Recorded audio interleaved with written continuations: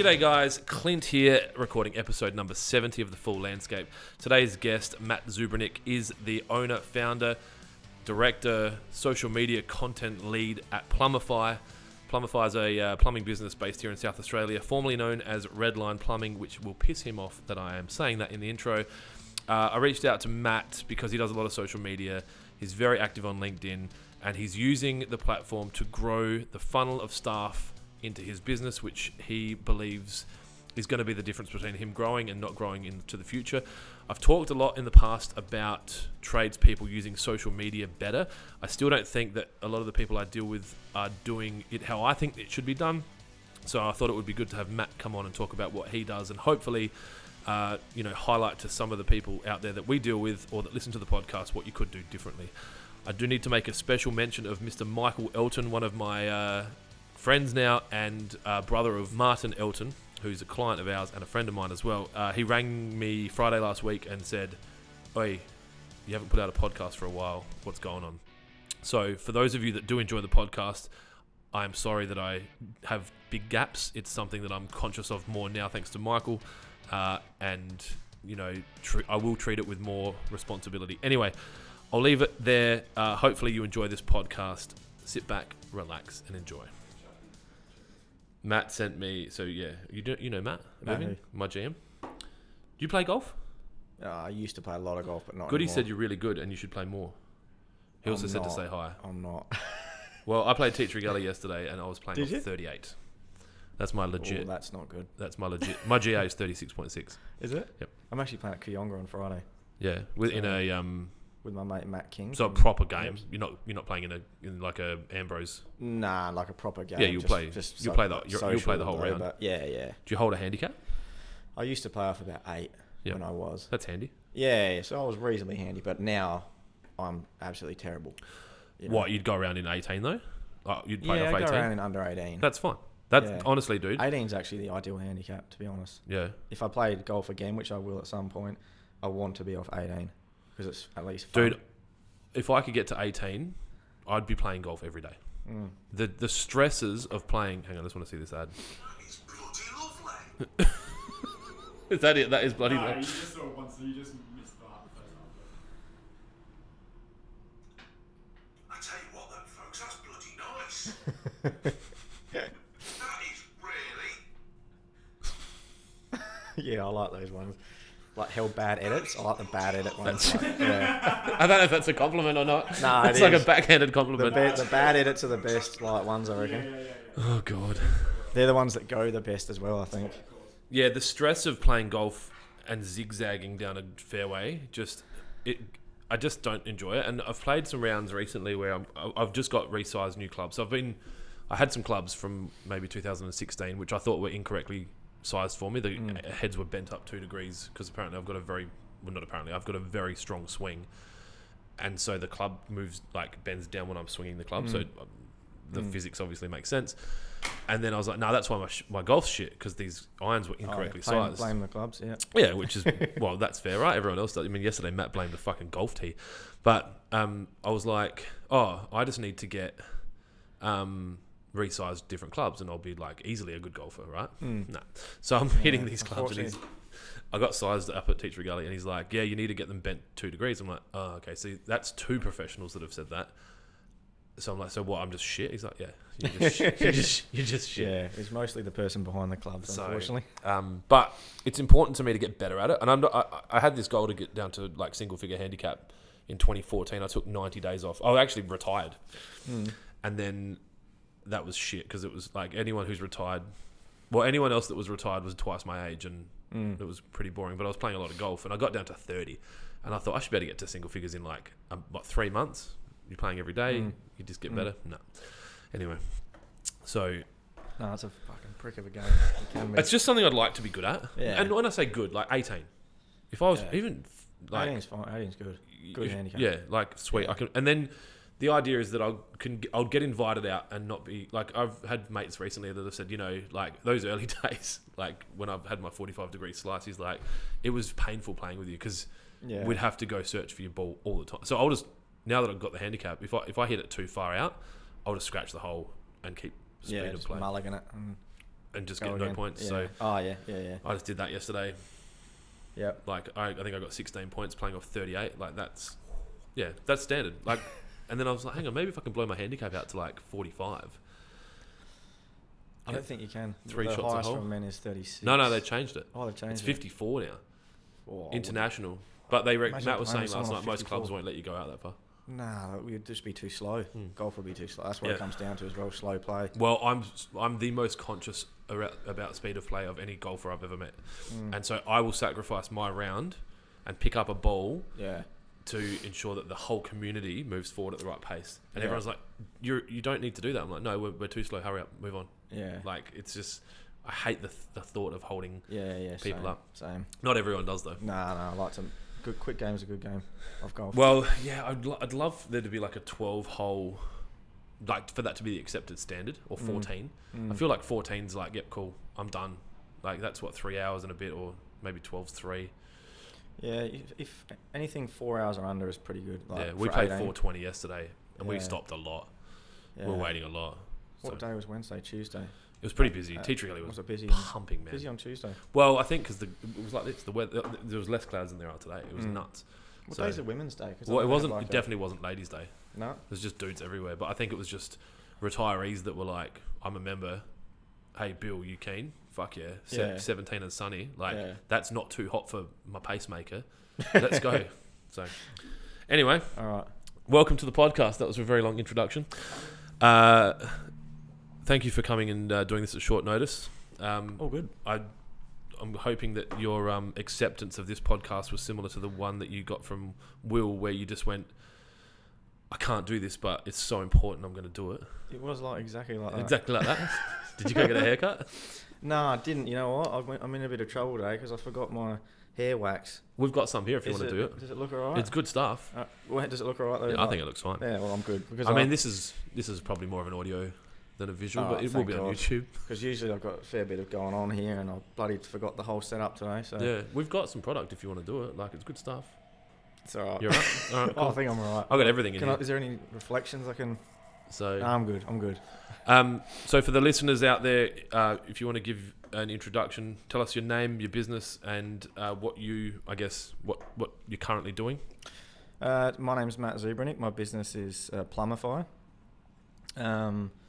We currently, we work in the insurance, mostly in the B2B space in plumbing. So, insurance predominantly, and also government work. We do a lot of government work now. So there's probably about, we're floating somewhere between 22 and 25 staff, I think now. So, yeah, that's the business. Yeah. So I guess had the advantage of listening to a podcast that you were a guest on, which is your own podcast, which seems very self-indulgent, but I've done it. So, yeah. well, I've been getting a lot of that. Mate, I did it very early in my podcasting, so I think it's interesting. A lot of reason, like part of the reason that a lot of people get into podcasting is because they enjoy the talking, and you know, if you don't get invited onto anyone else's podcast, then Yeah, we did that one mostly because a lot of people were actually asking for it on Instagram and stuff. So I say that too sometimes, but that's like no, I can prove it. screenshots of it didn't happen. So I've got a bit of context. So obviously, for anyone listening, if you want to learn more about the origin story, I'd go listen to that podcast, which is the White Collar Tradie, or is that the Plumbify podcast? That's on the Plumbify podcast. Yep. Yeah. It's all on the same platform now, anyway. So yeah, that's probably a better way to go learn about, because I'll ask questions that are kind of relevant to that. So the idea behind this podcast is obviously to bring value to the audience and learn as much as we can. The majority of the audience is a landscape audience. That's why it's called the Full Landscape. But it's, you know, moving into other areas, it gets a bit businessy. So something I found interesting that you talked about yesterday was that you specialize in, or you're either attempting to, or you're currently specializing in leak detection and, you know, a few other things. When you described your market, you talked about government and insurance. Explain, like I think I understand the reason you've gone in that direction, but explain to me, you know, how you got to go down that path. You know, whether or not you were doing other work before that was shit in your, or that wasn't in line with your desires and your values. And then, you know, what that's meant for the business to move into those markets. Yeah, so basically when I was I started going out on my own when I was about 24. You know, made heaps of mistakes, and you know how it is. Didn't know the first thing about business at all. I was just a reasonably good plumber, I suppose. I suppose that's how everyone starts, really. And probably a year or two in, I guess I realised that I'm competing against every Tom, Dick and Harry on Gumtree. You know, when you first start a business and you start advertising on Gumtree and Facebook. HR pages. Yeah, all that sort of stuff. And so I realised like I just didn't want to be competing against all these people. So I suppose luckily I had the foresight to just off a whim, I decided I'm going to get into like leak detection, which is like a pretty niche area of plumbing. And I think it came about because a mate of mine worked for an insurance builder. Yeah, that's what it was. So a mate of mine worked for an insurance builder called we can name it Unitech. Like they're basically the biggest insurance builder in South Australia. When you say an insurance builder, something goes wrong, insurance company trusts them to go fix it. Yeah, they're like a panel builder, so they're on like the insurance Yep. company panel. So, you know, if a tree hits this warehouse Yep. and there's only like a select panel of builders who can They're do the pre-approved. works. Yeah. So there's probably about 10 or 12 panel builders in Adelaide, I reckon. So he worked for one of the panel builders, and he just asked me one day, "Oh, can you do a leak detection report for me? You know, like you get paid pretty well to do it." And I was like, "Yep." Second half of that sentence made my decision. Didn't know the first thing about leak detection, but that he gave me an opportunity to jump into that. So I don't know, man. That was the point where I was just like, this might be my niche market I can get into. So, And you were conscious of that at that younger age? yeah, I think looking back, I have a lot of things I've done to this point have all been, I've had some sort of, I think I'm good at like reflecting and like, I had an like what do you call it? Like, self-reflection, I suppose, but like foresight. I've always had like good foresight to think about, like, hang on, is this, you know, I quite often stop and think like, what am I doing here, man? Like before I do something. Rather than Groundhog Daying and just waking up. But and at the just time, I never really realised it, you know, because I'm not like the smartest bloke going around, and I wasn't a good student at school or anything, but I've spoke about it before on my podcast. So many things I've done, like I look back and I'm like, I even surprise myself and think like, can I swear on this? You can do whatever you want, yeah. Like, how the fuck did I like come up with that, you know, like decision like that changed the trajectory of everything. Yeah. So I must have a little bit of a skill, I suppose, in like being a bit like self-reflective. I can't think of the right word. I'll think of it later. But So, obviously, hindsight's always 20/20. I think we talked about this. I don't know if I talked about it with you yesterday, but I was talking about it with someone. Like, it's very easy to look back and go, okay, that was the right decision or it was the wrong decision. I guess if you've got good instinct.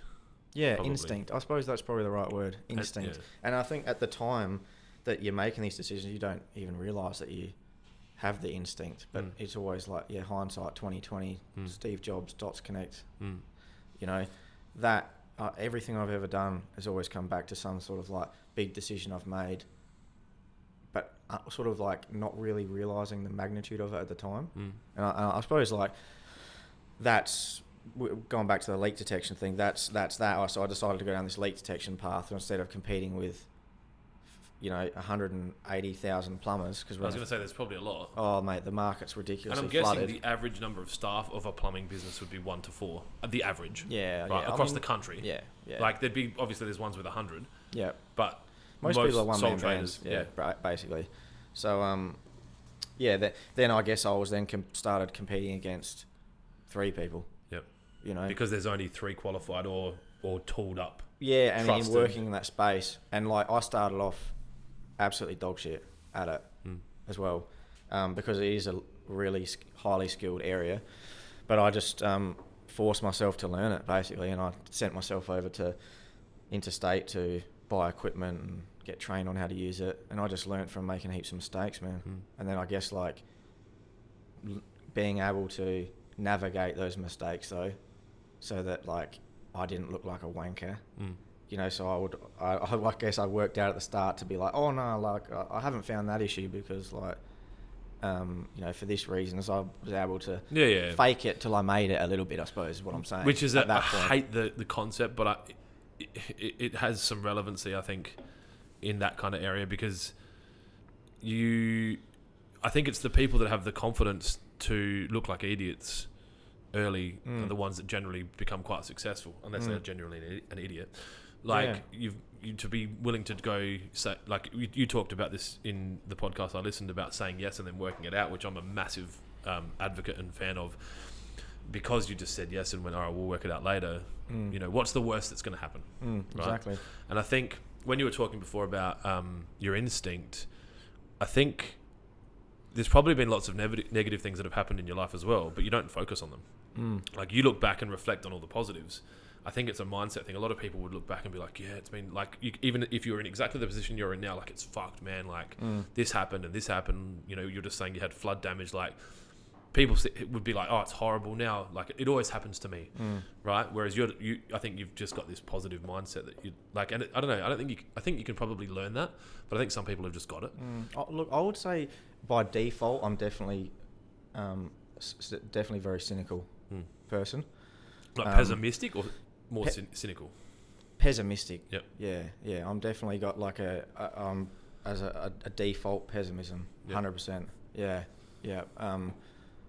So, but yeah, like going back to what you said is, I think that's been one of the biggest. I mean, we're probably going off track here, but that's one of the biggest things that's made me have the most gains over the last 3 or 4 years. Is I just got to a point where I actually just don't give a fuck what anyone thinks, because I'm like, they don't understand. Like they're not me. They're not like I sit at home and I think about business like wherever like 24/7. If you're awake, 24 fucking 7. So I know where I am and where I'm trying to go, and I know that not everyone's going to understand it. Do you think there was a point when you said you didn't care what people think, but you still did?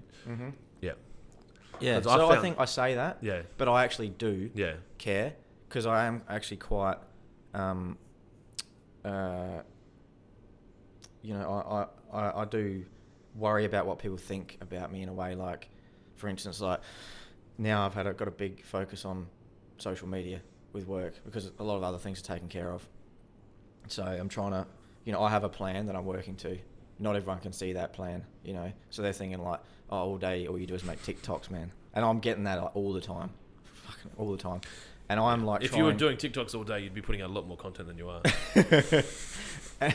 and I'm thinking that, you know, and I am quite self-conscious about like people, So I say I don't give a fuck, and I guess I don't in the long term. But I am quite.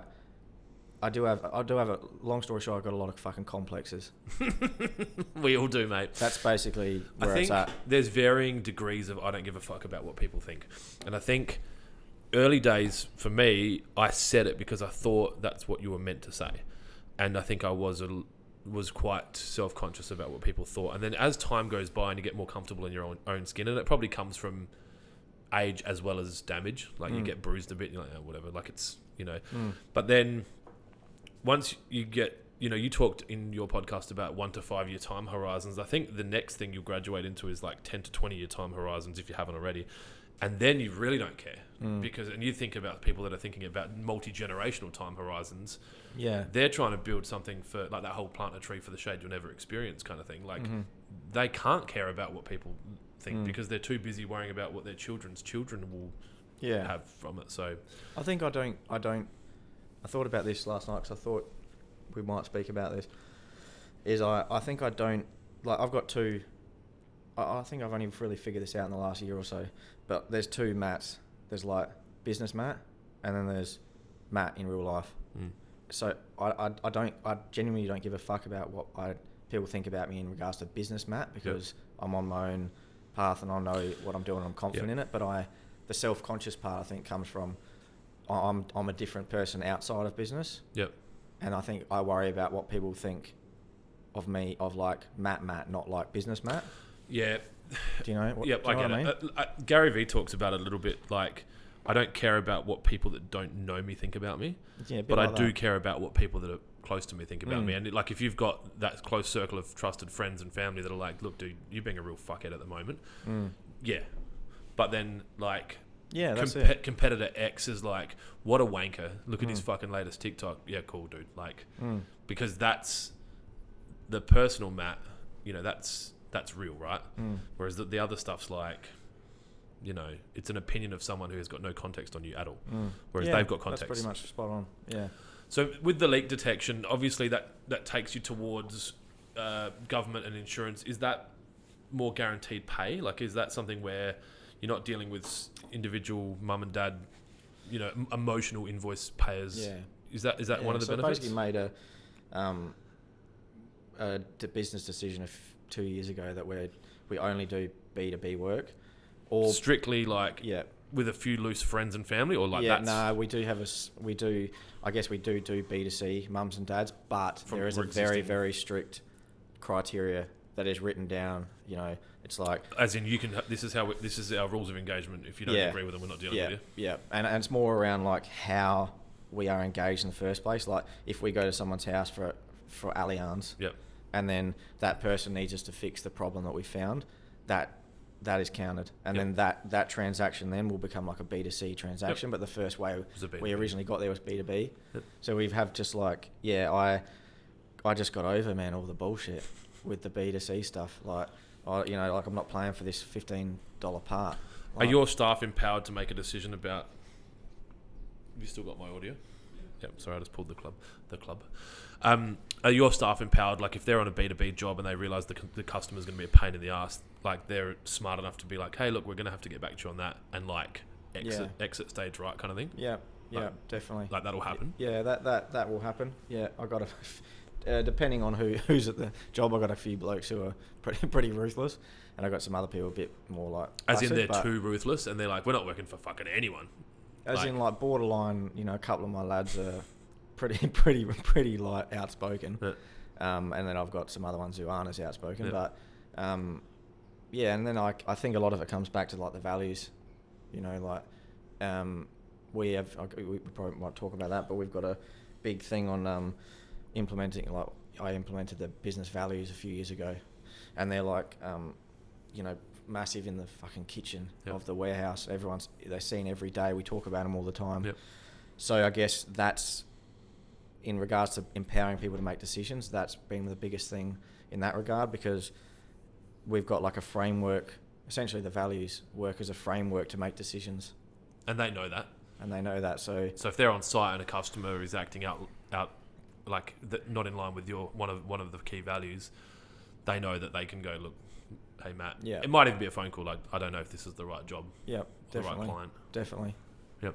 100%. Yep. And it all relates back to everyone knows what we're doing, why we're doing it, and how we're doing it, and that's how we make decisions. I think there'd be a lot of our listeners that don't have their values.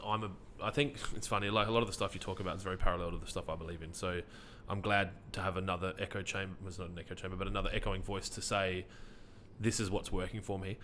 Do you have any specific examples of things that have been positively different since implementing those values versus prior to those? Because I know since I've started having mine, it's changed the business. There was two things that changed my business. One was having the values up on the wall and on the internet and publicly available, and two was graphing our turnover and our budgets daily and reporting them to the entire company so that they know where we're at. Those two things changed the business. Like, have you got anything that comes to mind? One of our values is mateship, and I'd like to go back a bit further. Is that when I realised I wanted to implement the business values, I came up with 7 or 8 that, probably not that, maybe 5 that were around me. Like, this is what I want the business to be about. And then I went to the key staff and said, like, hey, none of us have won the fucking lottery. We all got to come to work. Let's make it. Let's do good. Let's be better. Let's make it somewhere we all want to come and work. What do you guys come to work for? What are your values? And we built them into the business. And probably the biggest one that came back for every single bloke was mateship. Yep.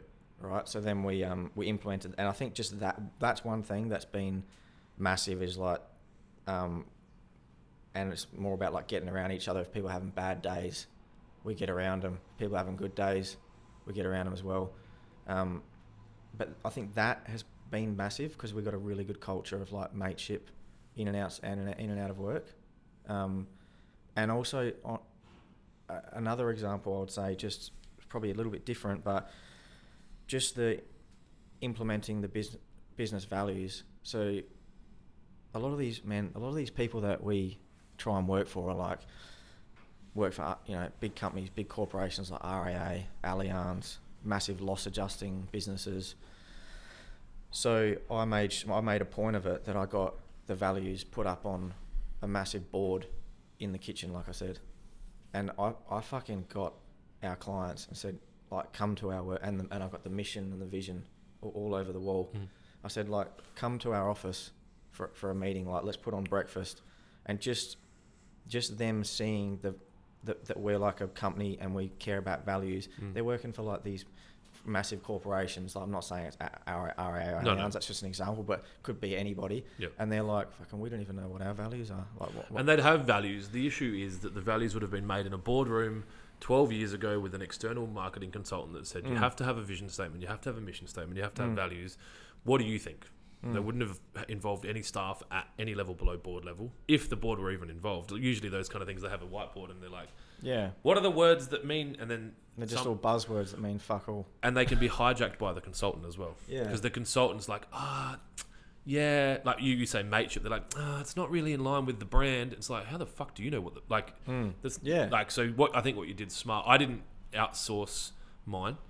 I was like, and I'm a bit more of a maybe I'm not more of a dictator, but like, I'm like, these are the 12 rules. And it was interesting to listen to you talk about, like, you were asked in your podcast with Luke, like, whether or not your personal values and your business values were different. And I don't think you really answered it, but I found I'm trying to write some personal values that I live by as a human, and then the business values are how the business interacts. And I think there's a lot of parallels or connecting there, but I think it might only be 60 or 70% of the business values are the same as your personal values, and I think the business has to be its own. The business is a little bit. Yeah, definitely. Well, I've been through this recently. My personal values are in order to business, family, connection, and fitness, health and fitness. You can call them a few different words. I call business one was like 12 or something. Well, and we only got 10 and it's 12. And for me, business is. I even went deeper than that, and I was like, what is business to me? Like, because business as a personal value is like a bit loose, and I was like, yeah, it is pretty broad. It's actually creating. That's my biggest value, and my vehicle to create things from nothing is business. Yeah, it's your art. It's your So that's my personal values. The business has its own set of values that are totally different. But I guess they do align very closely. Well, with the my personal family values. and mateship are parallel, right? Like the way you want to be with family and the way you want your business to have that camaraderie. I'm intrigued to learn more about your values being business first, family second, because I think a lot of people listening would freak out and be like, what? Like, family has to be first. And I think I've done this loosely with some coaching people in the past, and the most important person in my life is me. And the thing I enjoy the most is business and, building companies. And it will regularly come as the highest value. And it doesn't mean that your family is not important, but you can't, like, it is what it is, right? Like, you can't change the value. Well, you probably can change your values, but only if you want to. So was that a confronting process to put that on paper, or like? Yeah. And I didn't, and you're right. Like, when I figured out that, and I guess the way I understand it, and I think it makes sense, and that's how I go with it. It's like the top 3 or 4 values are all very, like, they are, you do need to rank them in order. It's important to do that, but 1 and 2 and 3 are like, almost basically.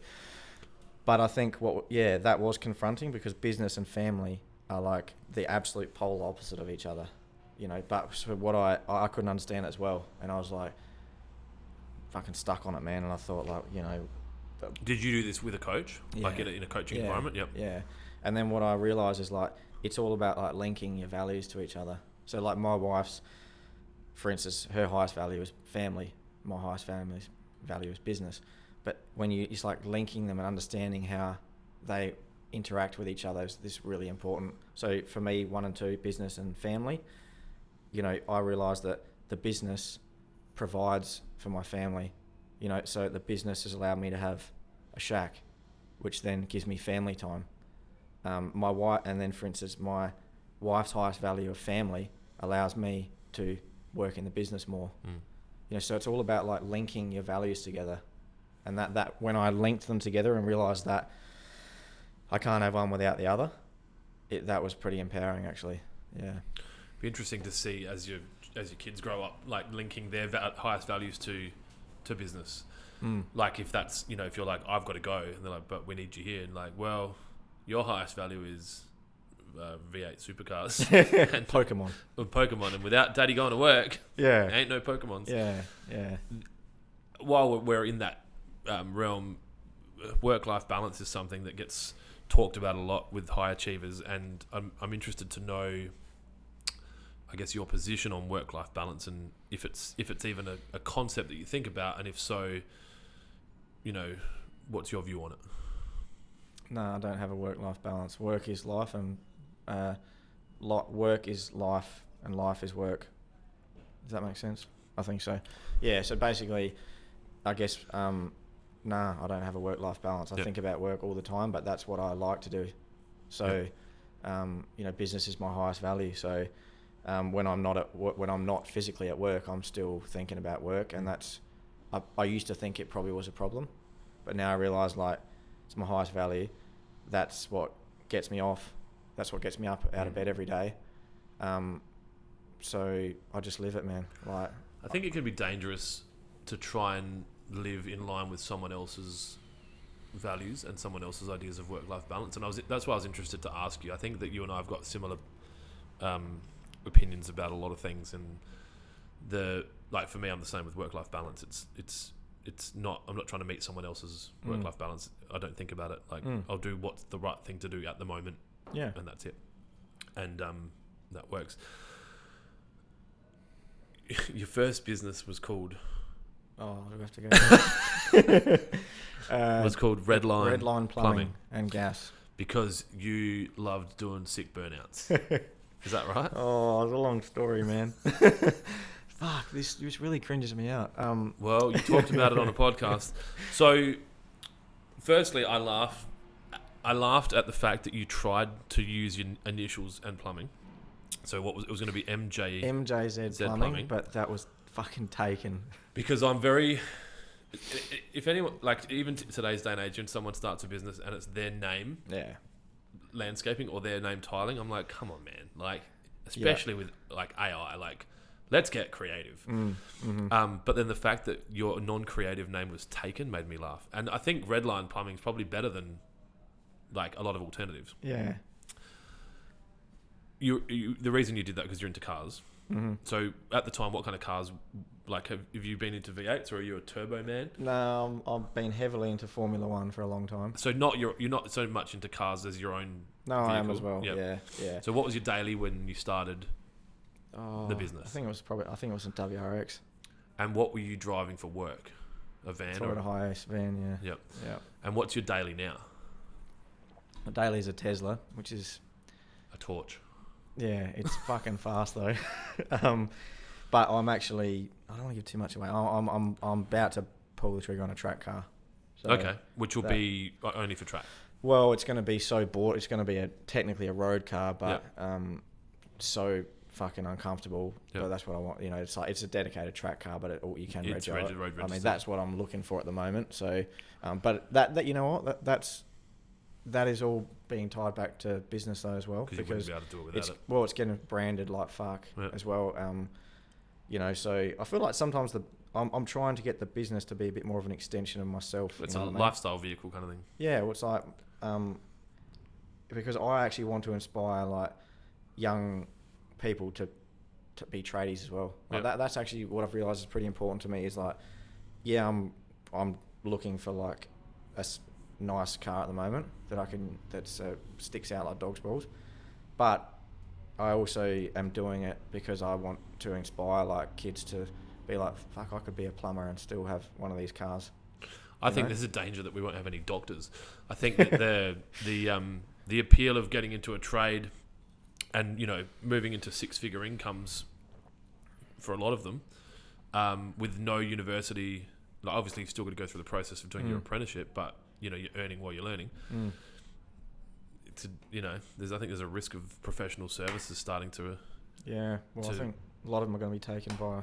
Well, some of them are going to be taken by AI, isn't it? Like, anyway, like... Well, I think that with accounting, like I laugh, I joke with my accountant a lot about how like our fees should be going down because obviously the accounting packages that people are using are doing half the work, and then AI is going to do a lot more. Even legal, like I'm hearing that they're giving out like more accurate legal information on AI than that, like at a rated percentage, more accurate than a human. So it's like it's coming, you know.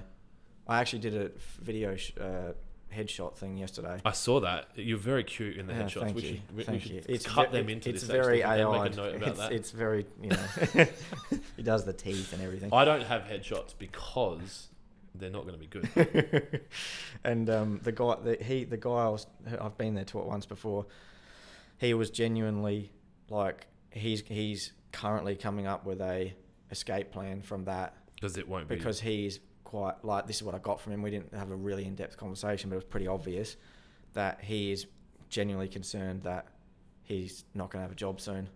You know, and actually there is a lot of AI things, I don't know if you've used them, where you can just take a photo of your head and you can put it onto a dude in a tuxedo or dude in a race car suit. And you can't even tell the difference, man. So it's dangerous.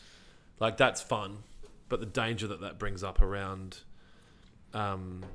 deep fake and someone making an image of you doing something that you wouldn't be in line with your values. This actually probably takes us in a good direction around, you know, you talked about, it's what, I guess, part of my views on social media, but by doing the amount of social that you do, you get to control the narrative around your life and what you're doing. I think it's, you know, in a world where they can start to, AI can grab your voice and your face and basically make videos of you saying stuff.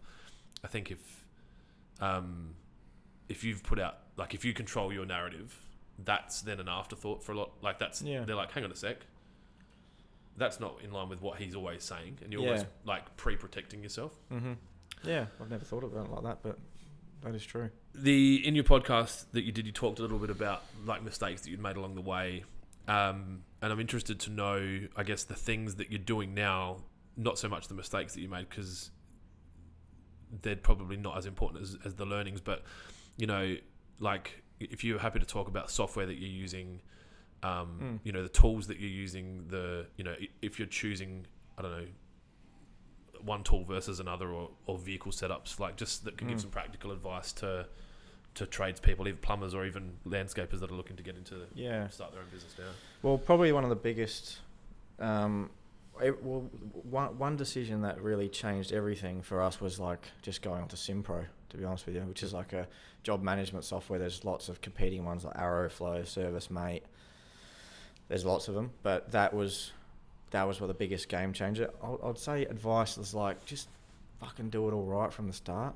You know, like I know that budgets and everything come into it, but you know, I've done a lot of things like half-assed at the start, and then you always end up having to just, you know, come back on yourself and spend another 10 grand that you could have just spent 5 at the start and got it done properly. So that was a big thing. The building in SimPro, that game changed everything. Does that do invoicing, or do you connect it to Xero? Yeah, so everything is done on SimPro, and then that just pushes direct to Xero. It has like an proper integration with Xero. And I guess like the back end data, you know, the more heavy, like bottom end accounting sort of data is on Xero. Yeah, so SimPro is kind of like data. Like the point of sale for like a business like ours, and then Xero takes care of the accounting. Yeah, the BAS, the IAS, and yeah. So SimPro does everything, like from job, and a lot of it's automated now as well. So if someone sends us a work order, I've got it set up so that it will read our work orders inbox and it will just create the job off the PDF so that no one's loading jobs in. Just the SimPro reads our inbox, and you have to set it all up. So you say, this is the PDF I get from this client with this work order, and it'll just generate the job automatically. Sometimes you have to tweak a few things here and there. Risks of people driving from Ranella to Newton and then back to Onkaparinga? Nah. Like it's smart enough that it... Yeah. Sometimes there's a few tweaks here and there that you need to... But that's taken a lot of sort of manual labour out of some stuff. Yeah, so probably advice is try to do everything like properly from the start. Like, you know, I get a lot of people who say that, I'm going to start a business and I'm just going to start off as a sole trader. So just fucking start as a company, man. Yep. Just do it as a company. Like, it's an extra $500 or whatever. Like, you're going to need it in a year's time. Because that's one mistake I made. Start off as a sole trader. You make a bit too much money or whatever, and then you got to go to the company, and then you got to fucking reverse everything you've done when you start. You should have just done it in the first place. So having that foresight, and I guess that sort of comes back to like that time horizon that I think about things. Yeah, is like, because back then you were thinking 1 month, one yeah, week. Yeah, I was thinking too short, you know. But I suppose it also depends on where you're at in life and business. Like, if you're just starting a business, it's hard to think like 5 years ahead. But well, you might not care. Yeah, like your level of care's probably changed. Yeah, you know, back then you were like, "Oh, I get a job. Well, I don't want a job. I'm going to start a business. All right, cool."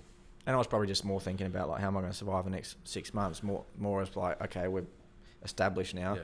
I can think 5 years ahead, but I'm trying to make decisions with like a foresight now of like a 5 year time horizon. Like, is this still going to be relevant in 5 years' time? I think sometimes when people quit a job, their first goal is to earn the same amount or more than they were earning as an employee. And that's a dangerous goal to get into, because it's pretty easy to achieve pretty quickly when you're running your own business. Then all of a sudden you're just like, now what? Like, we've done that. So is your company Redline Plumbing and Gas Proprietary Limited? Yeah. So the company name is the Legacy still. Bit of a... Yeah, but everything just trades under Plumbify. Yep. Yeah, and then I have like, some pretty crazy structures going on, like yes, you would as well. But yeah, we still trade under the Redline Plumbing and Gas.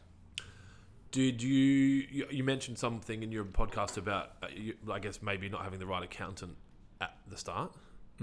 Did you go then, like, have you changed? Yeah. Yep. And so did you go, what was your process for finding a new accountant?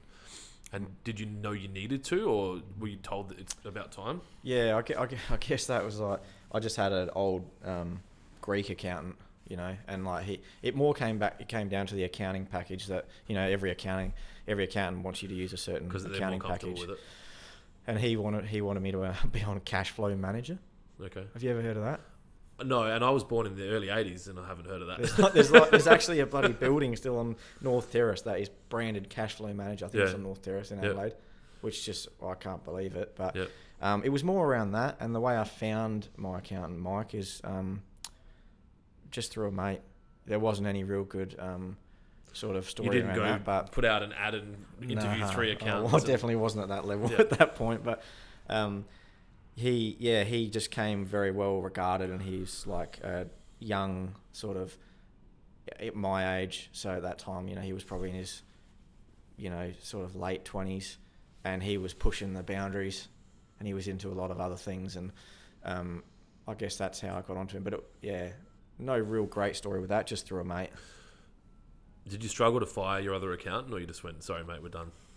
Nah, just like, I think I made my other accountant handle it all. Because I remember doing it, and it was such a shitty thing. Because, like, you have to transfer all the documentation, and it's just like, hey, we decided we're going to see other accountants. Yeah, I know, it's like breaking up. Yeah. But, I honestly think I just got my accountant to handle it all. Yeah. Like, I just said, look, man, this is my current accountant. Yep. And he was like probably nearly retirement, man. He probably couldn't care less anyway. Yeah. Nah, he was rich and had enough clients, and I would have just been a minnow. I probably would have been annoying for him more than anything. Manager. It's just milking the teeth. Probably. It's just like, I've convinced hundreds of kids to go onto that. Nah, I would have been more of a nuisance to him probably, so he's probably happy to see me go at that point. Do you read or listen to audiobooks? not as much as I should. I listen to a lot of podcasts. Podcasting more than Yeah, audiobooks. Yeah. Yep. Yeah, I've actually never listened to an audiobook. I used to read a lot. I've not a lot, but I have read a few like pretty fundamental books that have like Yeah, the top 10 that most people would say, make sure you listen to this if you... yeah, like that have made a big difference, I suppose. But I actually really struggle to retain information in regards to reading a book. And I feel like that might be a mindset thing as well. Like I tell myself I'm not good at retaining information, which probably is my biggest fucking downfall, because then my brain's like, you don't retain information, Matt. You know what I mean? So that's probably more around the shit mindset with that. But podcasts. I find that I struggle to sit still and read a book. And I own a lot of books, but I don't read them. I get given books a lot, and then I go download the audio of the same book so that I can listen to it. But I think listening to an audio book, I don't feel like you have to necessarily retain the whole thing. I think for me, if I listen to a book and I grab 2 new ideas that I hadn't thought about, I was like, oh, okay, that's cool. Like, and how that, it's almost like, rather than having some stupid, I guess the news or commercial radio playing while you're doing something, I find having a podcast or a book makes,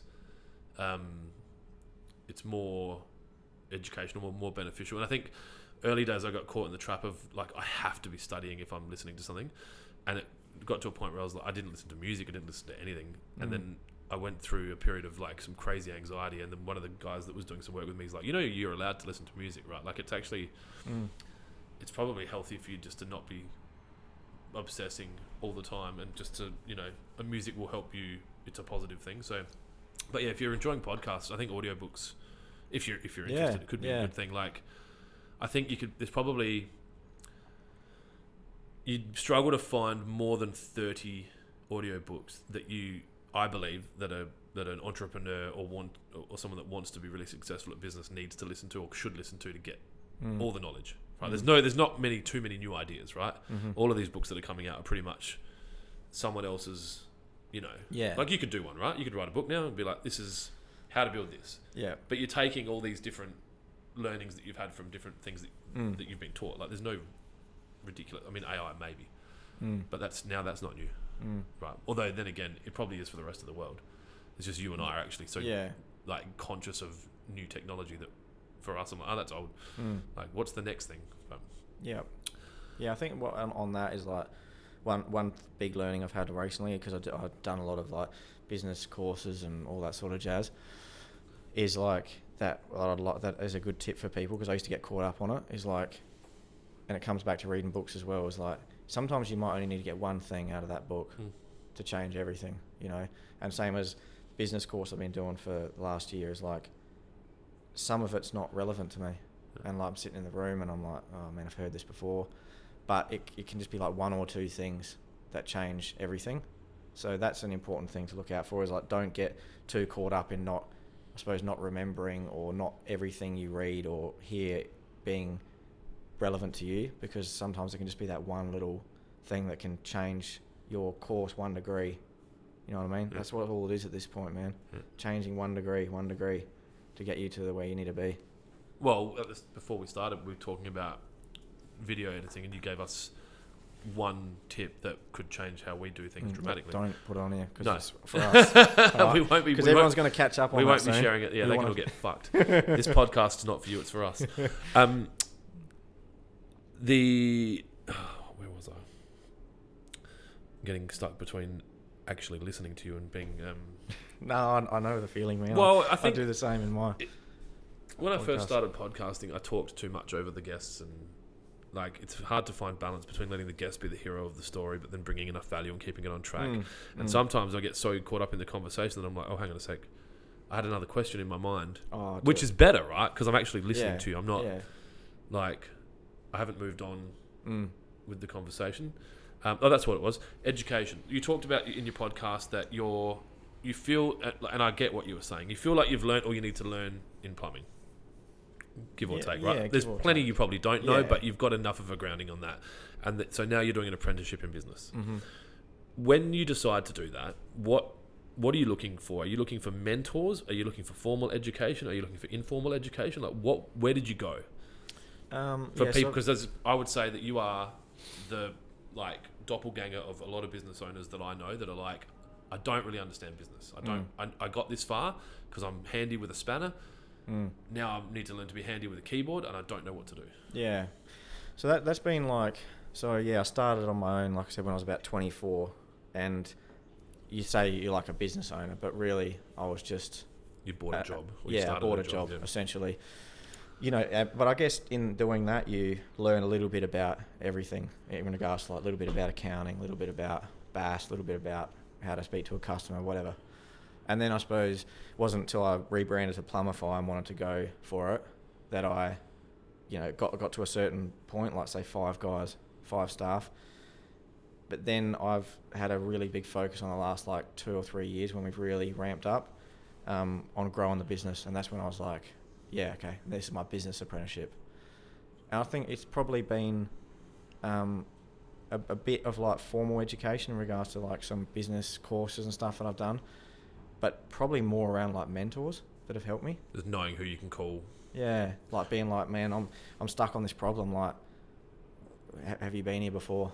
With the business courses, what are you looking for? Like, you go to an accounting course, or you'll go to a management course, or like? I did one called Thrive Time. Sorry, not Thrive Time. Business Odyssey, for a guy called Michael Johnson, who's, which that was really beneficial to me. Is it a short, like a weekend thing, or? That was, so it's like set out, so it's once a quarter. Yep. We went to the Hilton for 3 days, Friday, Saturday, Sunday. Yep. And then the next quarter we'll do it again. Yep. But also like it's online as well. Like there's like Facebook meetups and he's stuff. A South Australian He's a South Australian fellow. He's been on my podcast before. Yep. And yeah, that was pretty big actually. Like I said, not everything is relevant, and it's going to be the same for everybody. It's funny, I haven't met him yet, and I know Lee and Lindy, who are in Adelaide Retaining Walls, obviously do work with him, and then I think Reece Formosa was mates with him when they used to do some stuff together. So he comes across my... Yeah, he's on your feed. You know what I mean? Like you've got these people that you're like, I'm good. Like probably like when you met Will, you're like, I know who that person is, and at some point we'll meet each other, and then you've got this context on each other's life. Yeah. But you're both busy just doing what you're doing, and it just doesn't happen. So yeah. So it was a mixture of that and just mentors and just like, man, figuring a lot of shit out for myself. Doing it, making a lot of it's just making mistakes, man, and then. I think learning from them, being comfortable, we'll do things like we'll go to court for something, or we'll get like we had a trademark dispute, and I'm like, oh, sick, because I'm like, the easy path wasn't the best path. Like if you just got your trademark through and it was easy, you haven't learned what could have gone wrong, and so by going to court and fighting a trademark dispute and winning it, you're like, all right, now I've got more knowledge, cost me some money, but when I go to register a more important trademark, I know how to handle it. And even when we've had customers liquidate and I've gone to liquidation meetings, I don't need to go to them, but I'm going there to sit there and see how it all works. I'm like, oh, that's interesting. Okay, so if we structure it this way, then we're protected from that. Or, if we had this document signed, we would have got the money and the other people got the money instead. So I think there's only so much of that like real world learning you can do, and I think it can be slow. Because you're only learning as you're going, whereas having the mentors will give you the access to people where you're like similar to listening to podcasts, like you're learning from other people's experiences. Yeah, definitely. Which shortens it. But I feel the reason I kind of was asking selfishly around the courses, because I'm looking to start putting my management team through certain education pathways. I think that I met a guy recently who I guess I could call a mentor and a peer, like similar in age, but his business is fucking massive compared to mine. And he said that the 2 focuses he has is return on shareholder investment, and obviously I'm the only shareholder, so basically making sure we make money, and then building his team, as in not growing the team as far as numbers go, because that comes naturally, but growing their individual skill sets so that they're getting better and better and better, and those 2 working hand in hand. Yeah, sweet. Yeah. And so now I'm looking, do I get my GM, my ops manager to do finance courses, because they have a good understanding of reading profit and losses and balance sheets, but like going and doing an actual formal accounting, not a diploma, but maybe like a short course in accounting, is that valuable? And that's what I'm curious. That's why I was asking, because if you're like, oh no, I did this management course and this, I don't know, conflict resolution course and this, I think it's important to just do,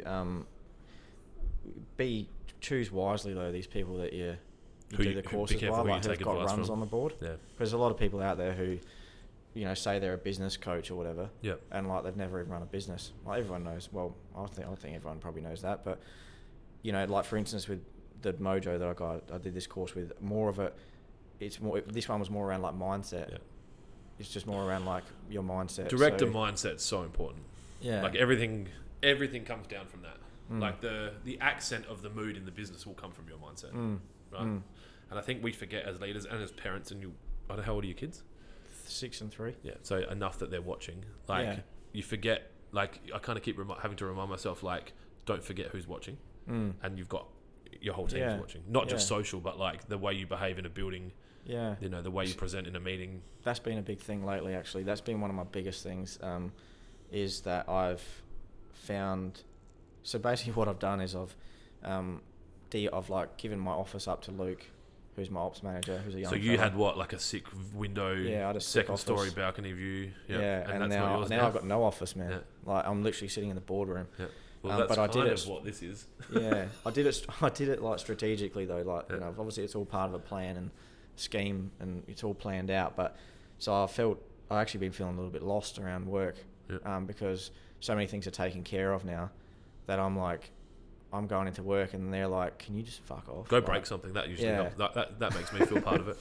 So where I was going with that is like I've actually realised like haven't been on point at work a few times, and like my attitude has been like rubbing off. Like I've been walking around like a sad sack or whatever, or just like frustrated or angry about something, and I that was been a big learning of the last like few weeks. I'm like, nah, man, like you got to pull your head in. Did someone talk to you about that, or did you? I think I was aware enough to realise like, I think maybe conversations with me and Luke, we always talk about deep shit like that, and like what are we going to do next, where we got to improve. I think just through like conversations with my ops manager Luke, we always have. I just identified. I was like, you know what? Actually, I've been a bit off lately, like, and it definitely rubs off. Do you think that there was a parallel with the winter? Do you get affected by winter?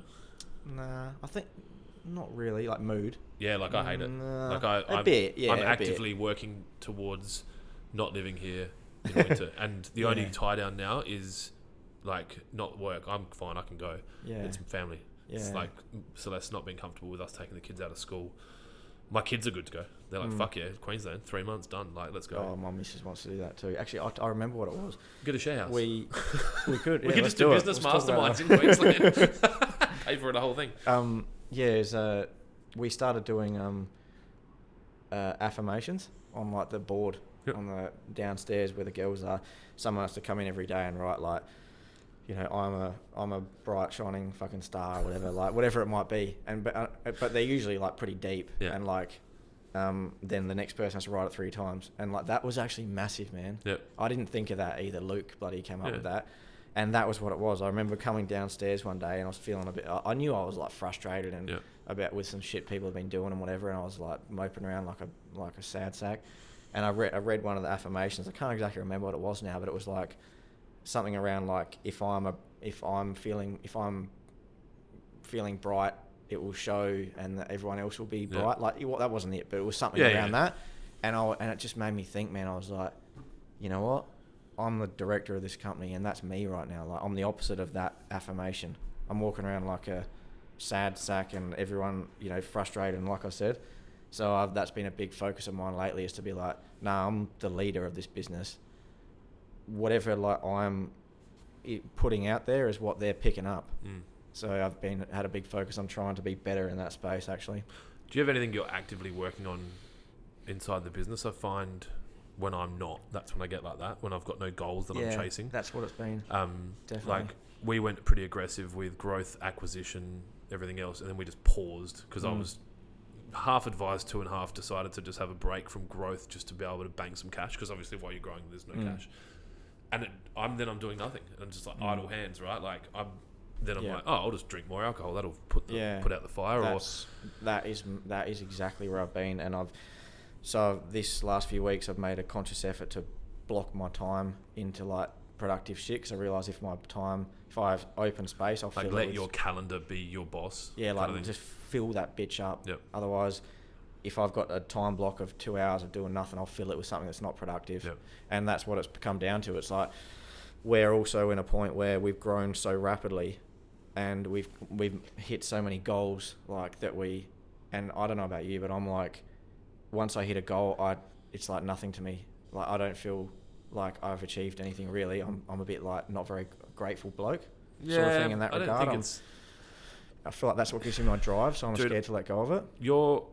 I think you're part of the majority if you're a business owner that hits a goal and moves on. And I think that you'll have coaches that will say you need to stop and enjoy the moment and, you know, let your team... and it's probably more for your team than you to make sure that they go, well, like, hang on, man, we fucking worked our asses off.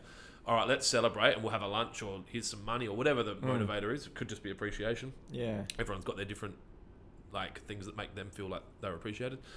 And then reset. And, like, I guess to confirm, I struggle with it so much that I set the goal of building $100 million business for no other reason other than it has to be so big that it's always there. Because every time I hit my targets, I'd go party. And then, like, a year later, I'm still partying. Like, I remember, like, from a personal standpoint, I lost all this weight back in 2016, I think. And I went out for a cheat meal, and I'm still going. And it's now 2023. So I think having, like, you've got your goal. So say your goal was to get to 20 staff or 3 million or whatever what it was. When that happens, automatic reset 5 million, 30 staff. Yeah. For whatever reason, whatever your goals are. No, that's spot on. I think that's where I've been a bit, feeling a bit lost. Like, one, I've been coming into the workshop, and all the hard work that I've put in and my management staff have put in over the last 2 years is finally starting to actually work, and I'm like, I'm not that needed. Which I need to keep saying to myself is like, this is what you wanted, Matt. This is what you wanted. But then, like, I feel like we've hit a lot of these goals, and I'm like, okay, fuck, now what? Like, so that I've had to reset. Will probably occur with your children as well. And I haven't thought about it until you've just said it then, but I'm like, there's going to be a point when your kids are like, I don't need you anymore. And then you're going to go, okay, well, that was the plan, right? Yeah. Like to build to build adults that are productive, self-sufficient, well-adjusted members of society. Mm-hmm. Do you have any goals around your podcast? Like around growth or like guests or like, because that might help, right? Yeah, not I wouldn't say set goals, but I do have some massive ones in the works, which I can't really say too much about now, but no one listens to this podcast, man, so you just I've got a big one in the works that is going to be in Melbourne, a big cast, a big guest, massive, Dan which Andrews. Probably put us on the map. No, not Dan Andrews. Make sure you ask about that backflip on the fucking... No, I want it to be bloody the preempt, because I want to fucking ask him about this bloody public holiday. We should have a public holiday for everything. Fucking hell, mate. That's killing me. But we're not having a public holiday. Surely it's not going to get over. Nah. Well, isn't that what he's trying to push it through? I had a fucking meltdown when we had it. What was the last one? I'll have a meltdown if What was the last one we had a public holiday for? Oh, it was the Queen's dying. Yeah, that's right. And I was like, hang on a sec. Like, who's paying for this? Yeah, that's what I mean. Well, we didn't have one for Shane Warne dying. I think that's more relevant to Australia than the fucking... Yeah, so if this thing gets pushed through, I'll just lose it. But, anyway, I lost my train of thought. You're going to Melbourne, big guest. Yeah, so but I mean, I don't have a... Like in numbers, you don't want to be top 10 in business, top 10 in entrepreneur. I mean, but like, I've got to be realistic as well in regards to the market. I just want to be... You don't think you're good enough? No, I suppose I haven't thought about it like that, but I just want to be more, just provide as much value as we can and get as much a broader audience as possible. Almost like, it's a bit cliche, but like if you do that, the results will follow. Yeah. Kind of like business, right? Yeah. Good service. I'm doing it. I'm not doing it for to get work. You don't want to be famous? Well, I wouldn't mind it. Nah, I'm not doing it to get work. I'm doing it to for other reasons. Yeah. But I guess going back to that resetting goal is like our mission has been that I implemented on this one. That's all over the wall, is to be the most sought after B2B like corporate plumbing service provider nationally. So How would you measure that? Now. I've come back. Because that's hard to measure. That's what I was going to say. Yeah. I heard the goal. You said it in your podcast, and I was like, that's interesting, because, like, if you said to have the most staff, that's measurable. It's kind of like, I talked about this with maybe it was with you this morning, ballet versus the 100-meter sprint or whatever, like ice skating, like that's scored, right? So that's an opinion, whereas the 100-meter sprint, the time is the time. So your goal's a bit more... Yeah, it's hard like to measure an that goal. opinion. Yeah. Whereas if you said the most number of locations or the most number of staff or I don't know, the most numbers of washers changed per annum, like, which I know you hate, you know. No, but yeah, well that's a good point. But I think I've come back to that now, and I've like, so now we're working on the national plans, you know. Yep. So that's my big goal now. Is I'm like, come back to the mission. So from a national standpoint, it's your intent to have Plumbify in every state, or at least in the state? At least in one other state, I suppose. To start with, yeah. What state would you go to, and why? I don't know. I don't know the answer to that yet, and I'll tell you why. It's because I've got a bit friendly with a fella named Sam Ackland, who's owns Build Clean, and he's like I'm aware of the business. Yeah, and now Alpha Tradie, and so I've been chatting with him a lot, and he's expanded Build Clean into Melbourne and Brisbane, and he had some pretty interesting points, which was like the markets are so different in regards. So he's telling me that Melbourne is a much more harder market to crack because they're a bit more like you need to have runs on the board already, whereas like Brisbane is more like they appreciate the grind and the hustle a bit more, and they're like, nah, if you're grinding and hustling hard enough, they'll give you a crack. So it's I don't exactly know what state yet. That's going to come down to a bit of market research, I think. I'm going through the process now. Oh, yeah? I have been for 3 or 4 years. So I'm traveling a lot into other states looking at shops. I mean, and the US is a different example, but I was in America recently for 6 days touring irrigation shops, meeting owners, like meeting guys who have 200 plus stores, 20 stores, 14 stores, you know, multi-generational, 100-year-old businesses, and asking every question under the sun. And good questions. You know, you talked about in your podcast about getting better at asking the right questions. Yeah. Melbourne was always on my radar, and then I don't enjoy being in Melbourne. It's not a state that I look forward to going to. Like, it's got a good population and there'd be work there, and I know I could go be successful, but for a long time I was always focused on Melbourne because it made sense, because it was geographically so close. We could drive there if we had to quickly, like if something went wrong. Yeah. Or I could, like, I did one lesson, and it's on my radar to learn to fly eventually properly. But, you know, I could fly myself to Melbourne if I had my plane and just go, all right, I've got to get there, we've got to do something. And everything's on Zoom anyway. But then recently I was in Brisbane a week ago, and I was like, oh man, like I love warm weather so much. And so for me, it makes more sense to go open in Brisbane because I kind of came to this realization when I was in Brisbane of like, hang on, this is my business. So wouldn't it make sense to go open the next locations in the areas that I enjoy being in the most rather than going to Melbourne? Because if I enter Melbourne with a, you know, sullen, I hate winter, it's always raining, this place, the traffic's fucked, I hate moving around here kind of attitude, that's going to reflect exactly how we just talked on the location. And then the stores, they're going to be less successful potentially because of my attitude. Whereas if I go to Brisbane, I'm like, we're going to kill it. And so then maybe work up the warm areas, and then eventually the business will be big enough that I won't be the one rolling out new store acquisitions and that in Melbourne, and someone who loves Melbourne can go do that. Yeah. You know, so that I'd have to roll it out in a way that fits in with my values and, you know, of family and stuff. So we'd have to structure it in a way that I don't have to go to Melbourne. Yeah. Otherwise, it's just not possible, and it's not something I'd like to do. I'm not keen on jumping on planes all over the place. It seems fun, but I believe there's a commercial reality that you would have to, at the size you're at now, and even at the size I'm at with the number of stores we've got, you would have to have a very strong hand, at least being there semi-regularly. I mean, I know a landscaper who bought a big business in Melbourne, and I don't know what his movements are now, but he is there or was there almost 1 week on, 1 week off, or 3 days on, 2 days off kind of thing, because you don't know what's happening, right? And what is it? If the hens away, the foxes play. What's the saying? I'm being a dickhead, but you know what I mean. Like if the leadership's not in the building, true. And unless you've got a general, like you do, like it sounds like Luke's the guy, like who you trust. Unless you've got someone like that who's like not only an elite operator, but also like, I'll live in Melbourne, man. I've always wanted to live in Melbourne, because you need that as well. Yeah, that might. But I mean, that's probably the track we're thinking is like, if you know, when we get there. If we get there, when we get there, we might change our minds. Or you buy an existing business. Yeah, but it might be taking a key staff member who's keen to move as like, you know, and give them a share of a business or something like that. Some And sort you of might setup not where even they've need got to skin give in the up game. actual equity. You can give up phantom equity where they get bonused as long as they stay. You know, and they'll earn profit share, but you never give away the equity. Yeah. I'm playing with that at the moment. I'm really struggling on ways to.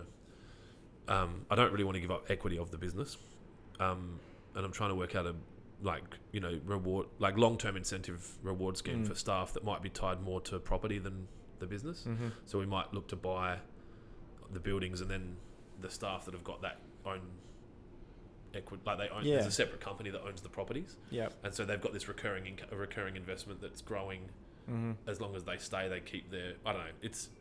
I know. Yeah, that stuff can get. Well, that's the kind of stuff I think about but- now. Like I'm yeah. kind of sitting there going, well, how do I do that? And how do I do that? And I've been where you're at now with that whole, like I don't know what to do next. Like, or I feel like I'm, you know, grumpy or not bringing value or moody, and I think it's like probably if I look back on it, it's one of these, like there's a saying that I keep saying to Matt, who's my GM, this too shall pass, and it's like it's fine, just don't overthink it, just be conscious of it and just let it sit. Like at the moment I'm almost doing a gap year, like this whole calendar year I've been very, like I'm not around as much, like they'll be like, fuck, were you coming in today? Like because I haven't woken up.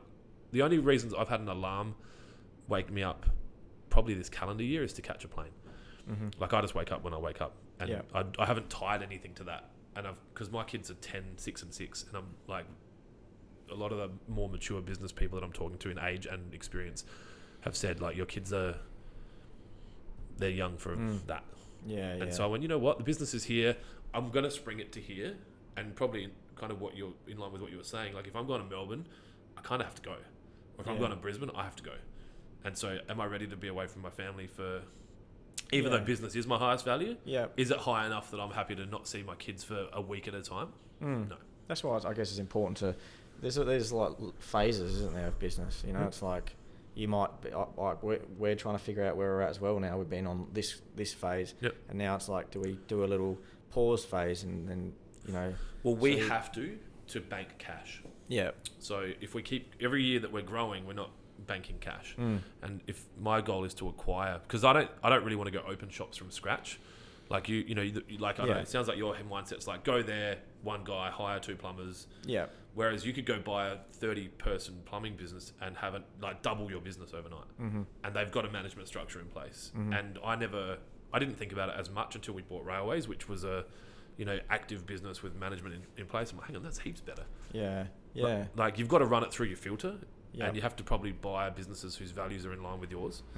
But you're like, well, I don't have to fucking recruit 10 plumbers. Like they're already here. All you have to do is check that they're not shit. Yeah. And you're like, well, let's get rid of those 2. We'll keep those 8. And we'll just tell the managers we're now about this mateship. Yeah, that's definitely also on my radar as well. Yeah. But that takes money. Yeah, exactly. And I think that's what a lot of people don't realise is, you know, whether it's maybe in my mind a bit of my like self-consciousness, but I think that a lot of people think that I'm loaded, you know, but like people don't realise that when you're growing a business from like 200-300% per year per annum of growth, that takes every cent of your business cash basically to do that. Most businesses, a lot of businesses would make 10% net profit. So to grow 200%, there's a big disparity between the profit that you've made in the year previously and the tools and you know, even just uniforms for a 200% growth. Exactly. Right? Yeah, vehicles, staff, just everything. Like, so it costs a lot of money to grow a business, and I think that's one of the misconceptions people don't realise. It's super frustrating, and I never thought about it much. I just kept like running as fast as I could through walls, and then I stopped and I'm like, hang on a sec, there is an actual cap on how much I can grow without external investment. And I never thought about it. I'm like, so I can't, like, I think we kind of target 22% growth per annum, which is a manageable amount of growth now. Like we did 15-ish last financial year. Growing 1 to 200 when you're doing 500, 700,000, it's different to try. Like for us to grow 100, we've got to do 30 million from 15. Like that's ridiculous. Yeah. So the increments come they start down. to well, they can. Sometimes they don't, and I think Yeah. that's when you see businesses come unstuck because they're growing at 50% and they're like they're hiring anyone that can like basically inhale and exhale. You're hired. Like Yeah. Just the growing takes managing. Yep. Exactly what you're saying is like you could probably grow exponentially, but well, you said you could. Like I'm sure you Yeah. could sign more contracts. yeah, but it's like Who's going to do the work? yeah, exactly. Yeah. On the growth side of things, I'm interested. I think that there's a couple of things I want to talk about. How much are you right for time? Yeah, I actually need to piss pretty hard, but Go do that. can I? Yep. Yeah. Out that door. So everyone has these different milestones, and I see landscapers that run a business and they've got a trailer and a wheelbarrow and them and a mate, and they're fucking cleaning up, right? Because every dollar goes to them. Yeah. Then at some point they have to hire admin, so non-income generating staff and Yep. whatever other staff, and then they get a warehouse because they want the Instagram photo of the warehouse, not because they need the warehouse. Talk me through your like milestones almost, or like when from this to this size, Yeah. anything that you regret, maybe moving into a warehouse too early or hiring a person too late or whatever. Yeah, I think so. Basically, I worked on my own for the first 8 years. I had a couple of cracks at, well, you know, I kind of had an apprentice and a tradesman for a little while. It didn't really work out. You know, maybe like before I had kids, so you know, middle of the 2010s type time. And then, yeah, once my youngest son was born, I was just like, no, I'm going for it now. Like over that time, I developed a passion for business, I suppose. And so I guess the milestones are sort of like, yeah, worked on my own, just worked out of my own shed, man, for like 8 years. Then I hired my first staff and we moved to just a self-storage joint, the one on Northeast Road, like Kennard self-storage. We got like a tiny little shed there that held like a trailer and a few bits of stock. And then so that sort of got us to about 5. And then when I had 5 guys, I was still on the road and I was like just pulling over on my laptop, man, every 2 seconds sending a job or doing all the admin as well. And I was like, I was only talking about my wife the other day and we were just like, how the fuck did you do that all? I was like, the boys would never know where they were going. This before we had Simpro. Until the minute they until got left like a job. 9:30 at night, basically, Yep. and Oh, I'd it's like, horrible. And that's disruptive as well, right? For yeah, their I'd life. literally write up job sheets and send a photo of like 6 job sheets. It's like, this is your run sheet for tomorrow type Yep. thing. And then we got Simpro, you know, sorted, and then I hired my first admin person. So not full time at the start, or Yeah, full time. Full-time, yep. Yeah, I just like went for it. I was like, so fuck it. you didn't have enough work for that admin person, but you like I actually thought at first it was going to be a part-time role. Yep. So I advertised it as like part-time and full-time. yeah, and that opens it up to more applicants, right? Yeah, but it straight away it was like, why am I fucking around? And that Yep. comes back to like when I do something now, I do it properly, Yep. man. I don't piss around with it. Like, Yep. and yeah, so I hired Grace, and then I suppose we really springboarded from that point. Just before I hired Grace, we moved into my mate's workshop, who's got a carpet cleaning business in Woodville South. Yep. And we had like a third of the workshop, and then within a few months we'd already outgrown it, and we were like working on top of each other, and it was becoming a problem. I had to get out pretty quick because the girls were fighting and like, As in you know, his admin and your admin. well, I actually hired another admin at that point, Okay. Lisa, who was like, and they're on top of each other. yeah, and they were just like, it was just too small a space, man, you Yep. know.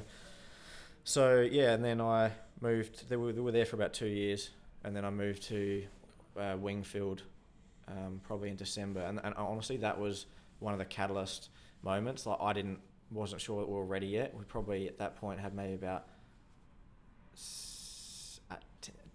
8 to 10 people. And then I was like, nah, man, we need our own space. We moved to Wingfield, and then that's when we just like went bang. Yeah, I think having our own HQ was a big game changer. Was the Woodville location and Wingfield location impactful on staff? Like generally, like Yeah. you're a northeastern suburbs guy. Yeah. So are you hiring guys that are all in the area, or are they coming from everywhere? I would say 60% of our staff all live down south. Okay, at so least. Woodville was better for them than Wingfield. Yeah, slightly. Yep. Yeah. But then also parking might not have been as good because they're fighting for space with. Yeah, well, I did definitely keep in mind everything I did. I wanted it to be central for everybody. I was like, I'm willing to drive half as an far hour. as everyone. As long, Yep. I don't care. It does. It's not going to be in Ridge. Well, I don't know where you live, but like it's not going to be in Ridgehaven because it's more convenient Nah, for man. you. I'm trying to build like a legacy business. Well, you shouldn't be that there is- as much as them. Yeah, exactly. That's another point. So, Yeah. and I'm trying to build a legacy business, I suppose. So I'm like, all I care about is getting the best people. Yep. So if the fucking workshop has to be in Torrensville, I couldn't care less. I'll do it. You know. Have you outgrown the current workshop yet? We've definitely outgrown the touching office the space sides, badly. Yeah. Yeah, I'm listening. This is, I guess, a shout out to a book. There's a guy called Patrick Bet David who you might have listened to some of his podcasts. Yep. Fucking amazing podcaster, smart dude. He just brought out a book called Your Next 5 Moves, and it was really funny. He said something in his towards the end of the book that whenever you're looking for property, buy or rent something that is suitable for your business in 18 months. And like this building here, we've outgrown out of our office spaces, and the warehouse is fine. That's where we're at too. But we've got no more space, and it's like fuck. Now we've got to build mezzanines up here, which is going to probably cost me $50,000 in a building I don't own. Yeah. Or we go fragment our team and put media and IT in a different building than That's exactly where whatever. we're at. Warehouse is totally fine and probably will be for ages because we don't keep stock, or anything like that really. Yep. We just have a shitload of trailers and, spare cars and whatever. But it's the high quality the leak office detection space. tools. That as well. Yep. It's the office space that we're hurting at the moment. Yep. But So that's why you've sacrificed yourself. Yeah. I feel like I'm getting close to that. Like I actually would prefer a podcasting studio than an office. I don't want an office. Yeah. I want to sit in a podcasting studio for the rest of my life. Yeah, I'm Like- looking to buy a shipping container now. And as a studio. As an Have we office talked about slash that? podcast Yeah. studio. Because we've got heaps of space. We could just go. Yeah, that's what I'm about to start building actually. My own office again, but in a shipping container because I'm the exact same. Like our building is brand new, wicked tilt up warehouse, and it's built to have a mezzanine, a massive mezzanine, but I don't own it. So I'm so trying you to buy then go it. buy a temporary mezzanine, and you could take it with you, but it's never temporary, right? Like Nah. you still have to build. That's why the shipping container seems like the next best option. Well, you could always sell Because it. I can sell it again. So you just deck it out yourself. Yeah. Would it be cheaper to build two at once? Probably because I ideally want one on the bottom and one on the top, so I can have like my car underneath, like or whatever, or my podcast studio, and then my office on top. More like if I needed one too, and then you build me one, and then I pay you, and then you're like, well, we've got the trades there anyway. Yeah, we could come up with a deal. All right, this is probably not for the podcast, but you do a 20-footer or a 40-footer, Well, I wanted to, my ideal thing. I wanted to have a 40-footer on the bottom and a 20-footer on the top, and then so have you could a balcony. Yeah, a little balcony. Yeah. I want one. Yeah. I want one in black. Yeah. So that's the best option at the moment because I'm trying to buy the place and then build the mezzanine is the real goal. Yeah. But that's just not going to happen at the moment. So I had a conversation with a customer who's a good friend of mine who's got a similar size business, probably between us, so, like similar to staff to us, but probably similar. No, turnover's probably in between. And we were talking about. I don't know your turnover either. I'm just assuming it. yeah. The more for the people listening. I said I'm like really hung up on not having my buildings, and he's like, why does it matter? I'm like, well, because I'm like going backwards. I'm paying rent, and he's like, well, go buy some buildings. And he's like, you can own real estate that you rent to someone else while you're renting to them. You're getting the capital growth of that, but you're not paying overs to buy. Because like if I go try and buy my buildings, they know I want them, so it's going to be above market. Yeah. Whereas you're better off going and buying at market or below externally that you might be able to use at some point. And I'm like, oh yeah, I didn't think about it like that. Yeah, I think at the moment I actually had a meeting with the owner of my property yesterday, or lunch with him because I got friendly with him, and also I had a coffee before that with my agent. Mate, And it's not a good time to buy at the moment, unfortunately, with having good relationships with your landlords Yeah. is almost more important than having good relationships with your customers, man. It's as important. Like they are so pivotal, and they know so many people, and they like one of my landlords I think owns 25 buildings. Like Yeah, and you never know when these relationships are going to come back to you as well. That's been a big lesson I've learned. It's like never write anybody off because number one, sometimes the bloke, most of the time the bloke wearing the trackies and fucking Crocs is like multi-millionaire. well, if he's wearing Crocs, he's probably not. But Maybe not Crocs, Gucci slippers or something. yeah, you know? that's like But I've made a lot of these relationships over the years that you never know when they're going to come back to you, you know. So yeah, like, I mean, that was a bit of a segue, but yeah, I met with my agent and he was like strongly saying like at the moment is really not a good time to buy, but they're thinking that around like October. This is obviously an agent with integrity. Yeah, because usually they'd be like, yeah, no, we can sell you a property. Yeah, like there's just no stock and everything's shit. Yep. That's on, but they're saying that. I think the data is that there's going to be about 850,000 people coming off the fixed interest rate in October. I thought that was in Feb. I'm sure that was meant to have passed already. Like they were talking about that around Easter, like the cliff was Easter. Nah, I heard from 2 separate real estate agents yesterday that it's end of September or start of October. Yeah. So they're just like, you know, obviously I don't know much about the real estate market really, but I essentially what I'm just doing is positioning myself now with a few things I've sold and whatever to just be ready, you know, to buy. And that might be, it's going to have to be, because I've got a 2-year lease left still, 2.5 years, or nearly 2.5 years, buy something that is rented out. Yeah. That's with bigger. A similar runway of tenancy, and then... Yeah, and then maybe move across that if I can't purchase the one I'm in. Yeah. Yeah, you know, we talked about before about that kind of like 2020 hindsight and like looking backwards, you can see what you could have done differently and what you should have done differently. I think a lot about how I wish I'd bought my buildings, but if I had, I wouldn't have been able to grow to the size that we've grown. And it's, you kind of like, 100%. Like, exactly. It's always easy when you look back, but at the time, everything works out in the wash. How it's meant to, yeah. Yeah, everything works out. It's meant to. I honestly believe that. I think I saw a thing from a guy called Brad Lee the other day, and he's like, everything works out if you hustle. Like, if you keep working, it will always work out. It's when you stop working towards whatever it is that you're doing, that's when it stops working. Yeah. And I think that's probably, like, at the start of the podcast you were talking about, like, it's kind of always just been good. It's always worked out. It's because you've always been working, right? And I feel like whether or not you're religious or believe in any higher power or universal balance or whatever, like, if you're putting in, you are going to get back. Like, there's no other way. I don't regret any decision I make, because I think, like, yeah, I've made some decisions that weren't right, but at the time, I always know that I made the best decision I could with the data that I had at hand. Yeah. You know, so I don't really regret any decision I made, even though sometimes I might have, in hindsight, wish I did something different. But at the time, I know that, back myself in that I made the right decision at that time with the information that I had. I want to talk to you about social media. I've had podcast guests on, and I've got landscaper friends who I care about, who I'm like, you need to do more social media. You need to be more vulnerable. You need to be more open. You need to share the story about how the washer came to getting installed, not a photo of the tap, right? Which is you talked about in your podcast. I guess for fear of giving all your inside secrets to all your competitors, talk to me about how doing, like, I guess, sell me social media. Yeah. And like, if you've got anything that, like, any work that you've won because of it, or any great stories around staff that have come across because of the brand. Like, well, number one is I don't use social media to get clients at all. So I only use it to build the culture and the brand and get people interested to come and work for us. I'm assuming that clients would still, it's got to have some kind of positive brand impact. Like, if only for staff.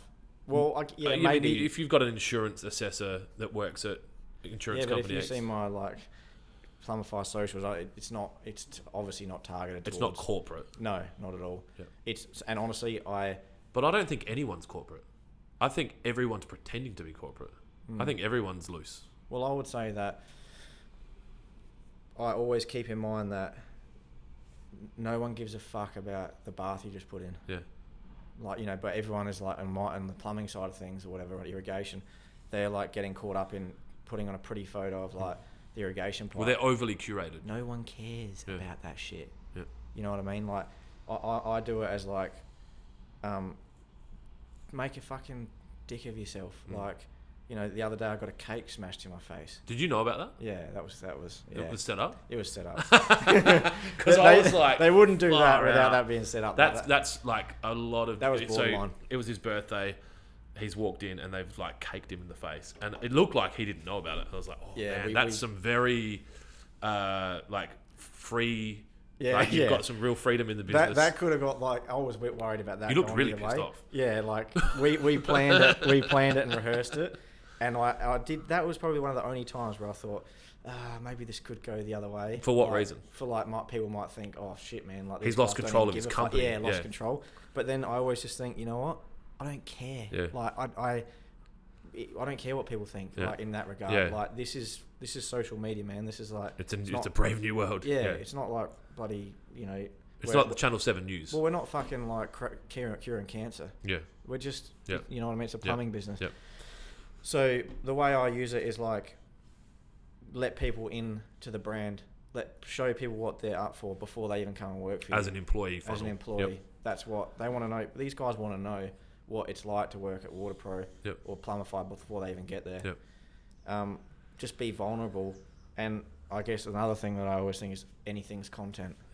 You know what I mean? Like, but I don't overthink it. Except a photo of a bath. Yeah, and like that's one of the things I honestly think is like a lot of people get caught up with putting a before and after photo of plumbing. If everyone who fucking has a plumbing business is going to know how to plumb, no one gives a fuck about that, man. Like people want to see just funny or informative or engaging shit. Well, that's what I always say to you. It needs to be entertaining or informative, right? So they need to learn something or it needs to be funny. If you can do both, well, not funny, entertaining. If they can be entertained and they can learn. Well, I would say that big learning I've had is that Instagram just algorithm or the audience it's just about being funny. Yeah. I've got like informative as fuck content on there that just dies. Yeah. It's like it just has to be funny for Instagram. Like LinkedIn obviously has a different style of the audience and how they engage, but Instagram is purely about doing ridiculous shit. It's what I've found the best. Like we've got a video now where have you seen it? Right? I'm very aware of it. That's had like 500,000 views in a week. Like it's gone viral massively. It gets viewed like 400 times for a the minute. Audience. It's a video of Matt falling off a ladder and then someone saving him by grabbing him, but they just happen to grab his crutch, and then it's just like a Pinocchio crutch. And then they both get in the car and go. Yeah. Let's just pretend that didn't happen and carry on. So that's the type of shit that hits on Instagram, I suppose. Like, and TikTok. Are you on TikTok? Yeah. You're not getting the reach on TikTok like that? That should be blowing up. Yeah, TikTok is... well, the other day we were at a high school and they hit up two of my lads who were working in wherever on the Oval, and a whole bunch of students came up and said, "Oh, you're the plumbers from TikTok. Can we get a photo?" Yeah, okay. You know? You got to be careful with that shit at schools, don't you? Yeah, and so the boys were like, nah, we can't. Yeah. But I don't use TikTok because I'm afraid to download it because I'm already on Instagram too much. Dude. So Luke just does it for me. I remove TikTok from my phone regularly. And then he goes, "Hey man, one of your videos got some questions that needs to be responded to." So I download it again. And then I'm like, 3 weeks later, I'm like, "Oh, fuck." Yeah. Like, it gets away from you, man. Yeah. So I don't know if we need to do it.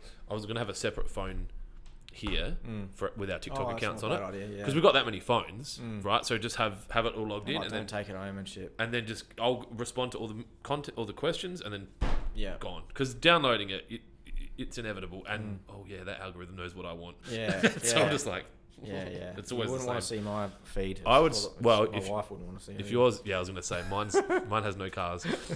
But I think what's important is for people to realise is like it's a necessary evil. You know, it's like this is how the kids communicate. For if we're talking about, and those kids like, will be adults, and then those adults will be like parents. 18-year-old, 20-year-old kids who you want to come into your business, whether you like it or not, man. Yep. They and on TikTok. Yep. So if you're not in that space, you're fucking losing, man. Like, so it's a necessary evil. If people give me heaps of shit now, and I'm a bit self-conscious about it. It's one of my little complexes. And you didn't do your fucking hair. Yeah. Yep. It's like, can you tell? Fuck. Is like people think all I do is make TikTok videos, you know, but it's like this is work for me. Well, you're recruiting. I would rather be fucking doing something else than making TikTok videos, believe me, because a 30-second TikTok video will take me an hour to edit. Yeah, and so it's like, or more, it's work for me, man. Like, they see like, "Oh man, I can't believe you're not getting grabbed by the dick again today." Like, but it's like, that's actually work for me, bro. Like, you know, so. Do you think that you'll get to a size where you'll have a media team internally? Because it doesn't consume as much of my time anymore. Like, I'll run my In the Car with Clint video, I just hand him the camera and then it's edited, right? I think the competitive advantage I suppose we have in a way is like it's coming from me and Luke and the boys. Yeah. Like, I don't want someone to curate it and fucking schedule it and shit and overthink it. I think we don't have a massive social media following yet, but it's growing pretty quick. But half the advantage we have is we don't overthink shit. We just Yep. like come up with an idea and just do it. I don't want no one else like handling it because I feel like it just will lose the sort of branding vibe that I'm trying to give. I'm talking in internal. Like we obviously have. Dylan's an internal staff member. Yeah. I'll be like, hey, grab the camera. We're going to go do this. Oh yeah, And then I can absolutely just live my life. Yeah. And he'll spend the next day like listening to my voice and Yeah, on that trying regard, not to definitely. drive a car into Because a wall. 100% in that regard because it is. Yeah, you're. So you fucking did you think time-consuming. I was saying more as an agency, like as a marketing business would do it for you, kind of thing? Is that what you thought I was asking? Yeah, that's what I thought you were asking. Marketing business and like no, hell no. For Oh, that. we won't. I've never ever had that. But internally, yes. I want control. and especially because I want control. But also, it's just fucking time consuming, man. It's like a full time job. Well, he's full time. Yeah. So And at the peak, we had two full times and a casual. in that regard, Yeah. 100%, I would love that because Yeah. I spend a lot of time. Well, my goal, and I've threatened it a lot recently, is to hire another media team member. So we'd have 2 full-time media staff. One would do predominantly graphic. I want a graphic designer that can learn what he does. Graphics is such a big part of our Lawn Yeah. Hub ads. Yeah. We do a lot of graphics, but even just event invitations, we have the like barbecue invites go out every Yeah. month. Like, you doing them now, or you half? No, I'm doing all Yep. So you learned the graphic design. like on are you doing them on Canva and stuff like that, or Photoshop. okay, Photoshop, InDesign. I use Canva for my ads. yeah, Like I'll build ads. Like I'll sit at home at night and like obviously I do message him pretty late, but I can't expect him to be building ads at 9 at night when I am. Yeah, And I'll be yeah, like, yeah. fuck, I'm going to do some ads. So I'll just build all these Facebook ads and load them up. Yeah. And then he'll be like, what did you do, man? I thought we were going to talk about this tomorrow. I'm like, I couldn't wait. Like, I got that. As well. it's got to If go, I've got man. an idea, I just have to do it, Yeah. and get it out the door, and move on to the next thing. You know, one of the biggest benefits of you doing it all now is that when you go to hire for that position, you will be such a better recruiter because you'll know, like, if someone sits in your office and they're like, I've got a lot of experience in Instagram and TikTok, and you're like, all right, and you'll know what questions to ask because you'll be like, nah, man, like, Yeah, and yeah. they'll just think you're like this, you know, dude with like really bad hair on the day and like just no idea. You're just a plumber that doesn't Yeah, understand Instagram, yeah. but you'll have those questions. Yeah. I think that's healthy. Like, because I think I don't know, you might not, but I think at some point you'll get fatigued of it and you're like, I can't, this is Yeah. not the best use of my time. At the same time, I think one thing I've learned over the last 6 months since I've sort of built out a little bit and I'm not as required is I've realised I've got a passion for marketing. Yeah, it's cool. So Yeah. I've actually been like had a strong focus on being like, you know what, I pay all these people, and we got a wicked team. So now I actually want to start doing shit that I fucking enjoy. I pay people to do the stuff that I don't want to do Yeah. anymore. So I'm like, in my day, I want to just do shit that I enjoy. And one of the things I've realised I've got a passion for marketing. So I actually really like doing it. It's fun. It's fun. I get it. I'm the same. I'm obsessed with Facebook ads at the moment, like, and Lawn Hub, like one of our brands, Lawn Hub, it's blowing up. Like, Is it? it's probably its 4th or 5th year. It's early, like it's doing better earlier in the season than it's ever done. Like it turned over nearly 2 mil last year, and it like I can't. If we did 4 mil this year, I'd be like, yeah, that's like Yeah. that was like accidental, but yeah, that's not out of the question. Are you spending a fair bit of money on Facebook ads? Yeah. Or how? Yeah. They're $500 to $1,000 a day, like depending on the day. Like at our peak, I think the biggest year we had, I spent $500,000 on Okay. ads.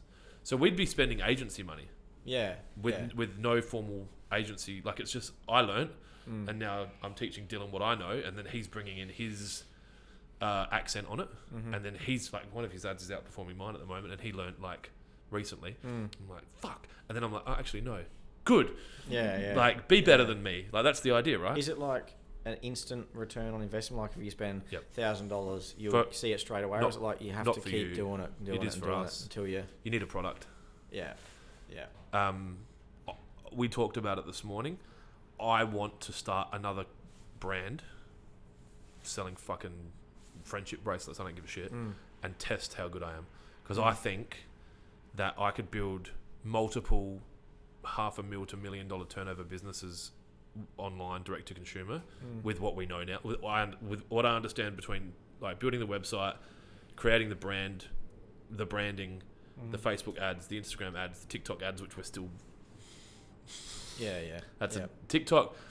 For us to go proper hard with TikTok, we need to like actually produce really good quality, like what you've done with your videos, and I just locking me down for long enough to like go film for 2 or 3 days with like pre-written scripts. It's just not my style. I mean, you've done it well. It's funny, like, to give you credit, we did a TikTok, like, because I was watching the shit you were doing. It like kind of pushed me to go build. We did a me dressed as a corporate business dude and me dressed as a warehouse dude talking in here. Yeah, that was because I saw what you were doing. I was like, "Fuck, shit. Motherfucker!" So, yeah, like cool. Tip of the hat to you. Thank you. But it didn't perform well as an ad. Like, and TikTok's one of these places where it can't look like anything like an ad. Yeah, like, it has to be so subtle. Like more than anywhere else, it's the most cynical, aware audience out. Yeah. Like as soon as they see sponsored, gone. Yeah. Whereas if it's that first half a second's entertaining. Yeah, definitely. The first second or two has to be like a hook to, and the end has to be something. Yeah. My mate Louis is a professional TikToker. Yeah. Louis Parcell, and that's all he does. His TikTok name is Parsley with a 3. Yeah. And he calls it. I always fucking forget what it is. Not a script flipped, but the ending has to be to connect to the beginning again. Well, the ending has to be totally disconnected from what you think it's going to be. Yeah, it has to be surprising. Word. Yeah, like yeah. They're the videos that do really well. Like suddenly, you know what I mean? Like you just didn't see that ending like, coming. Yeah. Plot twist is what he calls it. So we're not doing that well, and maybe just because it's not a focus. I think like we probably need more staff. Like we need a team, but the problem is it's that balancing act. Like I've done a budget for this year on what we want to turn over and the profit and then the amount of staff, and there's really no money in the budget for me to hire more media staff. So the only way it's going to work is if I go, I'm less concerned about bottom line profit and more concerned about long-term growth and legacy, which is what you talk about a lot in your podcast. So do we make less money today for the brand? And it's not about me having less money. It's about having less money to deploy against buying buildings or buying businesses. And so which do we wait and build brand more? Like, you know, because it's tricky, isn't it? It's just, I mean, that's the game. Yeah, so it's a puzzle. Are you competitive? Yeah, as a person. Yeah. In business as well? Yes and no. I like to. Yes and no is the answer. Because I the reason it came up, like I saw that you said you're mates with Steve from SDS. Mm-hmm. I know Steve, not well, but enough. Like we've caught up a few times at Stadium Club and at Nev's. Mm-hmm. Like, do you go to Nev's much? Yeah. So Nev pulled up next to me the other day, and he didn't realise it was me, and I was in my Chev, and he's like looking at the car, and then I went out my window, and he's like, "Oh, hey, nice car." Yeah. He's a clown. And I was thinking, I wonder what it would take for you to step on Steve's toes. Like, how competitive are you? Like, if you're mates, right? You help each other out. You're not in each other's markets. Like he's pipe relining. He's in a different market. Yeah. Like my biggest competitor by a mile is Damien from Priority Plumbing. Yep. And he's like pretty good mate. Yep. Like we talk all the time on the phone. We like liaise with each other with jobs. Yeah. Yep. I guess I have without colluding because that's illegal. Yeah. I guess my rules are like, and I say it to all my staff that come on board, is like I can be the easiest bloke ever to get along with, ever, but you fuck me over, and you're fucking dead to me. So you're more vengeful than competitive. Not no, but I mean, like I have a line, like an integrity line, I suppose, where like I'll help you out till the cows come home. But if you do something, sort of like to cross like disrespect that giving like, nature. Like that's the line. That's a line for me. Yeah, you know. So sounds very similar to my I'm just line. Like that, man. I've just got a fiery nature. I'm definitely not as bad as I used to be. I think it's like just the Croat in me, man. Like, you know what I mean? I don't know what my excuse is, but because I'm the same. Yeah, I'm happy to help. I'm actively working on actually is like I've had a few moments in the business where I wasn't proud of them. The last one was when one of my old apprentices crashed a car right out front of my window into my other staff member's car, and then just drove off. Like when he backed into it, and I saw the whole thing happen. Like it was in slow motion, man. And he acted like he didn't know he did it. And I saw the whole thing, man. Yeah. I know he did it. I know he knows he did it because Yeah. he looked in the mirror. And then he drove off, and I rang him and I was like, mate, what are you doing? Yeah. Where are you going? You just smashed into Alicia's car, mate. Yeah. And then goes, oh, did I? I didn't even know. Then he comes, like 10 minutes later, he comes back, and as he's walking in the driveway, he's like smiling and laughing to one of my other apprentices. And that was like my line. Trigger. Yeah. That was my trigger. And I went off, man, in front of a lot of my other staff members, and I've never done it before. Yeah. And so that's something I'm actively working on now, and I've sort of fixed it with this last course I did, doing some like special like processes. What like does he do? NLP? Is that mainly? Nah, this last one I did was the Thrive Time course. Was Yep. working on man, that was a really big moment in my life, actually, man. To be honest with you. You rated it? Yeah, like I rated That was the just course. recently. Yeah, it was like a couple of weeks ago. But I did this thing called the process of infinite potentiality, which sounds really fluffy. Yeah. You know. Well, a And lot of I'll- that stuff does, but you have to put a name on the Yeah, stuff, right? but it was like the biggest game changer for me, man. Honestly, like I have always had a pretty short fuse. Well, I would say a long fuse until it gets Connected to the to a end, very and then explosive, I'm yeah. like, I don't know what I'm doing, Yeah. like sort of thing, you know. And I'm trying to. That's one of the things, personal, sort of like things I'm trying to work on. Anyway, I worked on it in this course and like did this processing. I thought it was fucking bullshit. I was just like, you know, this is ridiculous, man. Like, but I committed to it and I did it. And at the end, I was in tears in the room, fucking tears, man. Like I left the room and I'd laid on that park in Glenelg because we did it at the Pier Hotel, and I just like laid up looking at the sky, man. I was just like in tears. Because it was like the biggest. Emotionally fatiguing.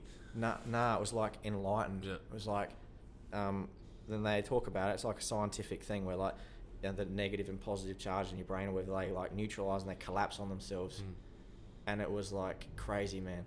And I'm not into this like fluffy I get shit, it. but that really changed. And I had a test that night. You know how like in life you get to a level and then you'll get a test, and if you get over the barrier, you'll get to the next level. But if Yeah. you don't pass the test, you'll go back to learn the lessons you need to That's learn Scientology. again. No, I'm joking. Maybe it is. No. Yeah, I know what you mean. It's and like that night I got a what is test. it when the student is ready, the teacher will appear, kind of thing. Like you're at sort that of next thing. level, you're ready to go. Yeah, and it's like business, you know, like you have to learn a whole bunch of lessons to get to level 2, and then at level 2 you'll get a test. If you pass the test, you can work to level 3. So if you got to don't test that pass, night. I got a test that night. I was stayed in a hotel with my missus and the kids, and I Oh, stayed that's at the cool. hotel. So all you were weekend. able to do the day, and then Yeah. they could I stayed in an Airbnb. go do whatever, and then you see them each night. Yeah, That's cool. Yeah, so I tried to make it a bit family as well. Yep. And that night there was a group of like tourists having a party like below the balcony below me, man. Yeah. Like And your kids are young. so 4:30 in the morning, that's though, fucking like stupid. Yeah. singing K-San and Yeah. shit like that, like loud as fuck. Tourists singing K-San. That's a simulation. They were Swedish, I reckon. Well, I'd- I wouldn't have been as critical. I called the cops and everything Yeah. because I had to shut Yeah. them off.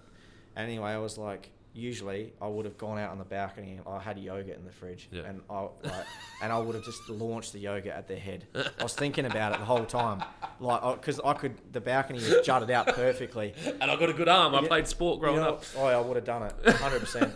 And you know what I did, man? I went onto the balcony. The music was fucking blaring 4:30 in the morning, and I was just like, "Hey, can you just turn the music down for me, please?" Yep. And I was like, what am I doing, man? Like, Yeah, violence why would am have I solved not this. wigging out? Yeah. So I don't know how I got onto that, but that was an enlightening moment in my life that I had recently that actually has definitely changed my brain. That's locked in now. Yeah, so I guess that was my working on my weaknesses. What are you obsessed with at the moment? I mean, you've probably already answered this a bit around marketing, but what do you kind of like, you can't stop doing or thinking about? It doesn't have to be work. Branding. Yeah. Yeah, branding. I think the other thing I can't stop thinking about is trying to finally get some, I hate the word, we're using it so much at work as a piss take, but get liquidity. I'm really obsessed with like starting to see some of this investment actually come back to me in a in a form of money being put into my fucking bank account.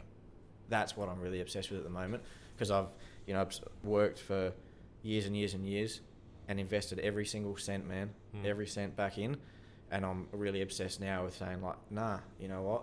I've got to this point. I'm the managing director. I'm paying myself X, and that is coming into my personal bank account, and I can go and buy whatever I want with it. This business has to start providing for me instead of me feeding the business. Is it still growing? Yeah, it's still growing, but you're obviously going to, from my experience, and you might buck the trend, but while you're growing, it's less likely to have a lot of cash unless it's a high margin business, which obviously you have to be market competitive, right? Yeah. We probably have a higher margin than most in regards just because of the work we do. It commands a higher hourly rate or a higher skill set kind of thing. Yeah. Yep. So we have some good work in that way, but yeah, that's one of the things I'm tossing up with at the moment is like, do we put it on pause mode? Which is like what I'm doing. Yeah, exactly what you're saying. Start seeing some money. Start seeing if like we can do more with less. Yep. You know, like we've got 25 staff. Can we take on work that we would usually need 2 more tradies to do in-house with what we've got?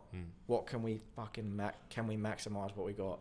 Because we've got built a really strong back end now of like admin staff, offshore staff, you know. So we need to start maximizing that because we've been pretty top heavy for a while. We are that now. Yeah. So I'm struggling with that a little bit as well because we're trying to pause and grow. And like we've got, my management structure wouldn't need to change at all or much for us to double our team. And that's dangerous because we've got a lot of wages tied up in management.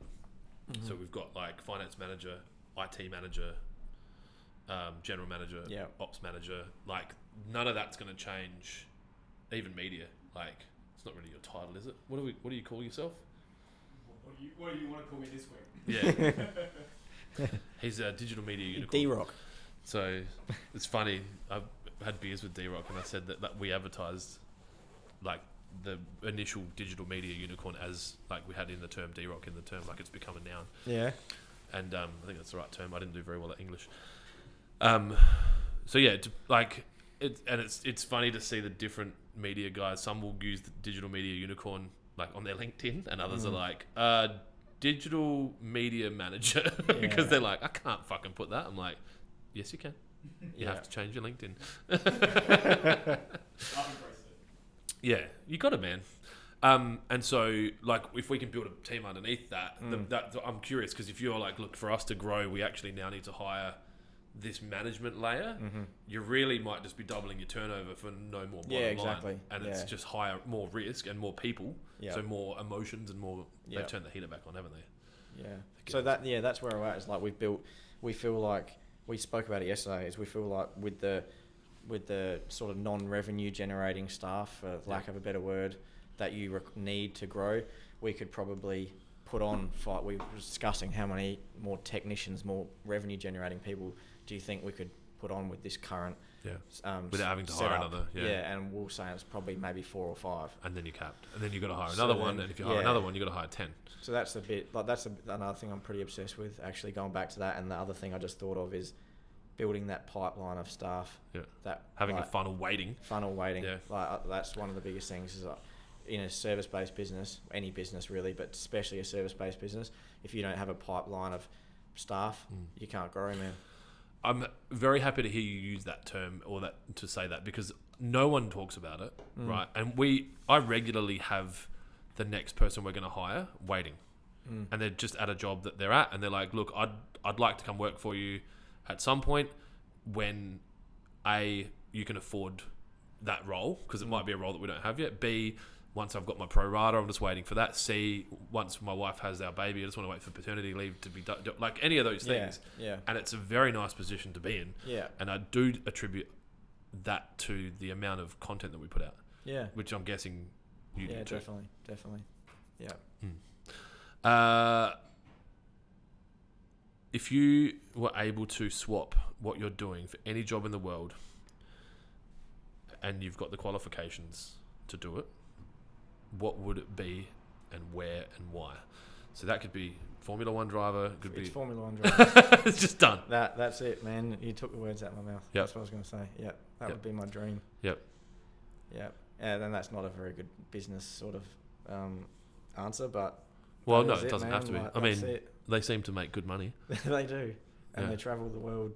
Yep. That's all they do. So Yep. And you can take your family with you. Formula One driver, definitely. Your values are still in line. Racing cars and anything to do with cars is a big. That's probably what when I think about it, it's what makes me happiest, man. When I'm in a car, going faster on a racetrack or something, that's like. Obviously, That's what I'm built for. Not on the road. No, definitely not on the road. I've never done it, never will do it. But yeah, that's it, man. Yeah. I'll have to wrap it up soon, Clint. No, that's And fine. dinner. I've got no more lunch at questions, 12:30. man. Sorry, All mate. good. I really appreciate you coming in. Hopefully that brings some value to the audience. If people want to get in touch with you through at Plumbify, is it just at Plumbify Yeah, on all at the socials? Plumbify's Instagram. I'm pretty heavy on LinkedIn as well. Yep. Pretty active on LinkedIn. That's just Matthew Zubrinich. Yep. Where else? We'll link all that up in the description, obviously. Yeah, or they can just email me at matt@plumbify.com.au. Perfect. All right, Yep. man. Thank you so much. Thanks, mate. Appreciate it. You're a legend. Thank you. My pleasure. All good.